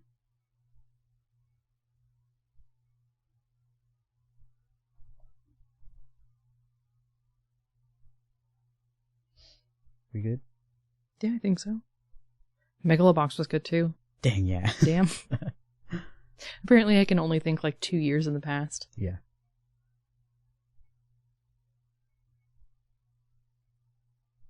Oh, Free. I was sorry. I had this thought at anime. Exactly the same time as you. The swimming anime got us into watching stuff seasonally. So. Yeah, it's also just like, I will forever love that show, Yeah. just for the like wholesome good times it brought me. Mm-hmm. That was one of those fandoms that we were in for just years and years and years, I think. Yeah, I think Free got me back into anime fandom the way I would have done it in high school. The way I did fandom for other stuff, where I like got in, like started reading, writing fanfic, and producing art, and like starting blogs about it, that kind of thing. Here's to another 10 years. Yeah. All right, I looked up my 25 anime, my top 25, and 14 out of those came out in the last 10 years. This has been the only full decade I've been watching anime after it comes out, so even with me going back to pick and choose gems of previous era, I'm pretty biased. But you know what? Who cares as long as the anime is good? I have already monstrously abused the time given to me, so I'm just going to limit myself to the ones in my top 10, except for Mob Psycho. I forgot that Mob Psycho 2 came out until just now. Shit. Whatever. Mob Psycho, not in my top 10. You still have to watch it. The first season has one of my favorite episodes of anime ever. The second season starts with that level of quality and only gets better. It's all of one's inui and deadpan humor from One Punch Man, except it's been power leveled to become scaffolding for an affecting and nuanced story about empathy and what we value in personal growth. There are episodes of this show so good to look at that you will invent gods to thank them for giving you eyes. Okay, fuck it. I'm gonna put Mob Psycho in my top 10. Okay, no longer in my top 10. Still incredible. Seminal. Every other fancy word you want to throw at it. Urobuchi Gen's Madoka Magica. I actually like Urobuchi's writing more in Thunderbolt Fantasy. You know, the puppet murder show, the one with the Hiroyuki soundtrack. Remember him? But that's mostly because I already have Madoka. Urobuchi has this reputation for brutality, and at his worst, that tendency becomes excess. But you know what? Really, his bleakness is always more of a setting for some really positive messages about getting through the goddamn day as a good person. And Madoka's the tightest, brightest work in that regard. This show's soundtrack slaps. The character designs by Aoki Ume are all-timers. Kyubey is a top-tier bastard mascot. And those Soviet-inspired witch worlds by Gekidan Inukuri fucking own. It's one of those anime that's pretty much perfect. Speaking of, Kyo Annie's Sound Euphonium, a series so good, I wrote 4 of my best essays on it. It's a show about making art that proves its point by being really fucking good art. Everything I was praising Yamada for a minute ago applies here. She does direct it, after all. Oh My Kumiko is my eternal shitbag daughter and one of the best characters in the medium. Still by Kyo Annie is Nichijou, the greatest comedy ever put to film, and also by Kyo Annie. I said that already. I'm going to say it twice. It's by Kyo Annie. 3 times. They deserve it. No group of people has ever put so much craft into making a joke, and then there's these 25 episodes of it. Everything mundane is outrageous, everything outrageous is mundane. In between, you are going to cry big, blubbery, gibbly tears about a robot girl. Go watch it. It's great. At the very least, watch the argument from, like, episode 14 or 15. Come back to me. It's great. Okay, second to last praise goes to Yuasa's Tatami Galaxy. I binged this anime on a couch at the very end of a uranium-dense and deeply fulfilling semester abroad. So the eternal recurrence of doubt that main character goes through always felt more like a hard-won pat on my back for getting things together in college than it felt like a way forward. But, you know, and that makes sense. It was written by an adult looking back at college. But anyway, that's not the only reason I look at this anime with love. I love anime because, good or bad, it is on its bullshit. I love shit that goes in. I like shit that knows what it's about and just does that as best it can. And when you bring together that parsec per minute, like, dense dialogue of Marumi Tokihiko, whose book this is based off, with a director like Yuasa, who uses that as a dynamo for striking image after striking image. That's what I'm here for. It's one of the most satisfying things around. So that being said, it may not surprise people to know that the anime of my decade, that's right, it's mine, I'm sorry, is Monogatari. Both the direction that Oishi Tatsuya took it in those spectacular Kizumono films, and the direction that Itamura and Tomoyuki did for the rest of the series. Just endless parades of visual ideas, just sometimes for the sake of them, but so often to complement the writer, Nisio Isen's just utterly self-indulgent prose. And that doesn't sound like a compliment, but what I mean to say is, Shaft shows always have these endless visual ideas where they heighten the tone of a moment so hard and in such fragments that you're constantly bought in. And I think Monogatari is the best version of that. I think Frigatsu, March Comes In Like a Lion, is another really great example of that. March Comes In Like a Lion is very good. You should watch it. Okay, sorry. Anyway, it does my favorite thing, Monogatari does, of making all the subtext text, and then once it does that, just keep digging and digging and digging for layers until each character has this haunted house of mirrors worth of baggage and depth to them. It's so preoccupied with being interesting, and yet it generally never loses its own human heart. I'm such a mark for this fucking series. I own all the books. I wrote 2 essays. They're good. You should read those. I own an Oshino Ogi figure. It is watching me record this right now. Hana Monogatari is a particularly good as a novel, and Hitaki End is an all-time great story arc, just in anything. And yet, it's almost impossible to recommend this series in good faith without a legal department writing up a list of disclaimers, because it so often indulges in the very tropes it uses as jumping-off points for great character work, and because of how tight that balance is between enjoying itself and performing public masturbation. I bounced off this franchise, actually, the first time I went through it, back in 2015. But I had something to say about it, so, I went back through, and then rewatching it, it just took a hold of me. It became a brain parasite. It is probably a percentage of my brain matter at this point. I've come to find that I really enjoy flawed things that I have to work to meet in my own middle, at least as enthusiastically as the things I find impeccable. Like, it lays bare those kinds of works. They lay bare the sort of collage that you have to make in your head of you and the work. And that's where all the most vital criticism lies. And if that sounds like something you're interested in, you should definitely start the series. And if that also sounds like something you're interested in, you should really get into Gundam. Start with the original, the one from the 70s. Final note. Kimi no Shiranai Monogatari is the greatest ending song of an anime ever. It's technically before this decade. It's still for the series. Counting it. If you're not counting it, fine. I'm going to give the award to Wareta Ringo, the Shinseikai Yori ending. Also a great series from this decade. Okay, that's Alexander signing off. See ya. Did this decade produce any of my all-time favorite anime? It did.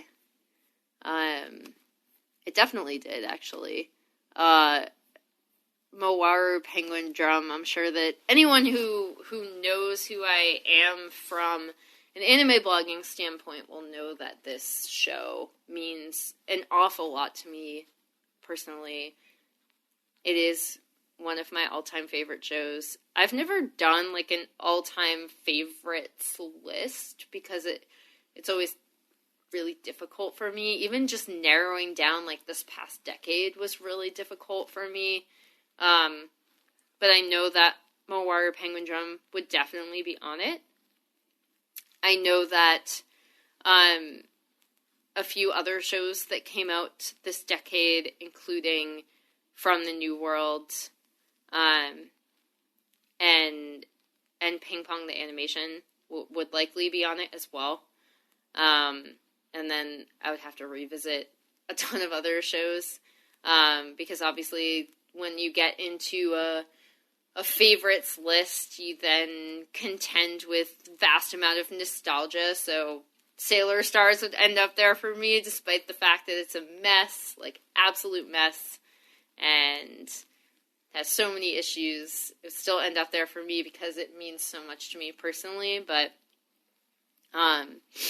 I think if we're looking at stuff from this past decade, From the New World and Mowaru Penguin Drum would definitely end up on a favorites list, so this decade did produce, at the very least, 2, possibly more shows that would end up on a best of list. And I love these because, like I said, so for me, whenever you're doing a best of, it's never me coming from an authoritative standpoint and being like, these are objectively the best anime of all time. It's me being like, this resounded with me personally because Mawaru Penguin Drum was my life when I blogged it. And the ensuing kind of act of blogging it and the research I did for it, and stuff like that, it re-taught me, I guess, the way I could interact with anime. I could interact with it in a different, almost more academic way than I had interacted with anime in the past, which is a lot through not just blogging, but also writing fan fiction, also doing some fan art, which I still do. Like, I still draw, I still write fan fiction when I have the time. I have a lot less time in my life right now. But I think, above all else, Mawaru Penguin Drum taught me that I could come at anime from a more analytical or academic perspective, which is how I, by default, approach anything. For example, when I was getting into esports, I started off with League of Legends, and the way I found that I really wanted to interact with it was definitely through statistics and following this thing called jungle pathing. And I mean, if you don't know anything about League of Legends, you're going to be like, what the heck are you talking about? But the main point is that when I like to interact with things, I like to do it from an analytical perspective, for better or for worse, because I am just very detail-oriented and very analytically minded. And Mawaru Penguin Drum taught me that I could approach something from not only like an emotional narrative standpoint, because anything that I'm interacting with on that kind of level, I'm also deeply attached to it from an emotional perspective. I'm very emotionally invested. I was very emotionally invested in the outcome of Penguin Drum and the characters. I was very emotionally invested in From the New World. And I think that combined with the fact that I could attack them analytically was something that is a major reason why I love them. And they came from this decade, so thank you. Thank you, 2010s, for supplying me with some of my favorite anime. In terms of this decade producing an all-time favorite anime, that's really difficult to say, especially comparing how the beginning of the decade was for me, comparing how the end. I spent a lot of time this decade revisiting things from before or seeing things that I'd never seen back in the day, just because access has changed so much. But certainly, I don't know if I would call it an all-time favorite, but it is. It's certainly one that I really, really enjoyed, and I still find myself thinking about to this day. And that would definitely be Devilman Crybaby, that was on Netflix a couple years ago. Really, a really interesting work that, again, isn't necessarily I don't know if I would call it a favorite, and in the way that I'm going to vouch for all of its qualities necessarily, because there are some, nothing's perfect, but it had, I felt like it was engaging visually and thematically, and I found myself thinking about it after I'd watched it, and every now and then, even still, a couple years later, I'll still reflect on elements of it or think about it, try to think about it in different ways. So it definitely is one that stuck with me more than others. See, now let me make it clear that I'm not as much of an old guy as I appear to be, because the 2010s absolutely gave me some anime that I absolutely put on my all-time favorite list and hold in the highest regard, starting with Inuyashiki from 2017.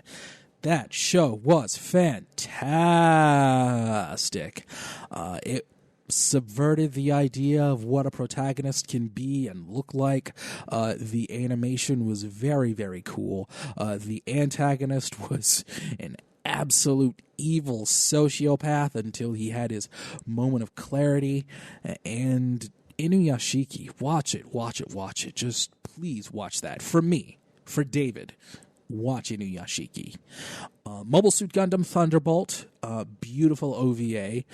Animation was fantastic. The soundtrack was terrific. I will never get tired of quality Gundam OVAs, and I'm really looking forward to 2020 for that reason too. And of course, I mentioned cop shows. I've mentioned that I love sci-fi. I cannot go without mentioning Psycho Pass. Psycho Pass was an absolute game changer. Forget your feelings about Season 2, because Season 3 was pretty good. Psycho Pass changed the game. I really loved Season 1. I think a lot of people did. So, yes, Psycho Pass as well. And like I said, a big shout out to Netflix. Netflix had quite a few anime that really hit me in the right spot. Be the Beginning, maybe not the most popular show, and the aforementioned Hero Mask. Two shows that I personally loved, despite them not being the most popular shows to talk about in the anime spaces. If you like your cop shows, if you like Psycho Pass, Be the Beginning and Hero Mask, they're both on Netflix. Check them out. And that's it. Hope you've enjoyed this look back at the 2010s in anime. It's a little bit different from just like a top 10 list or something like that.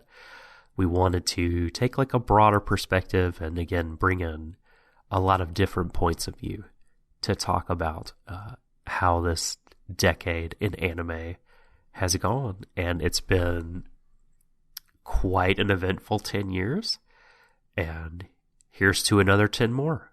I want to thank all of our guests that contributed to this.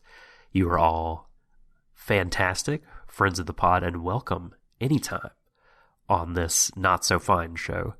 And thank all of our listeners, particularly our lovely patrons. I appreciate each one of you. And as we say, when signing off on this show, embrace each other, everyone, to the ends of the universe.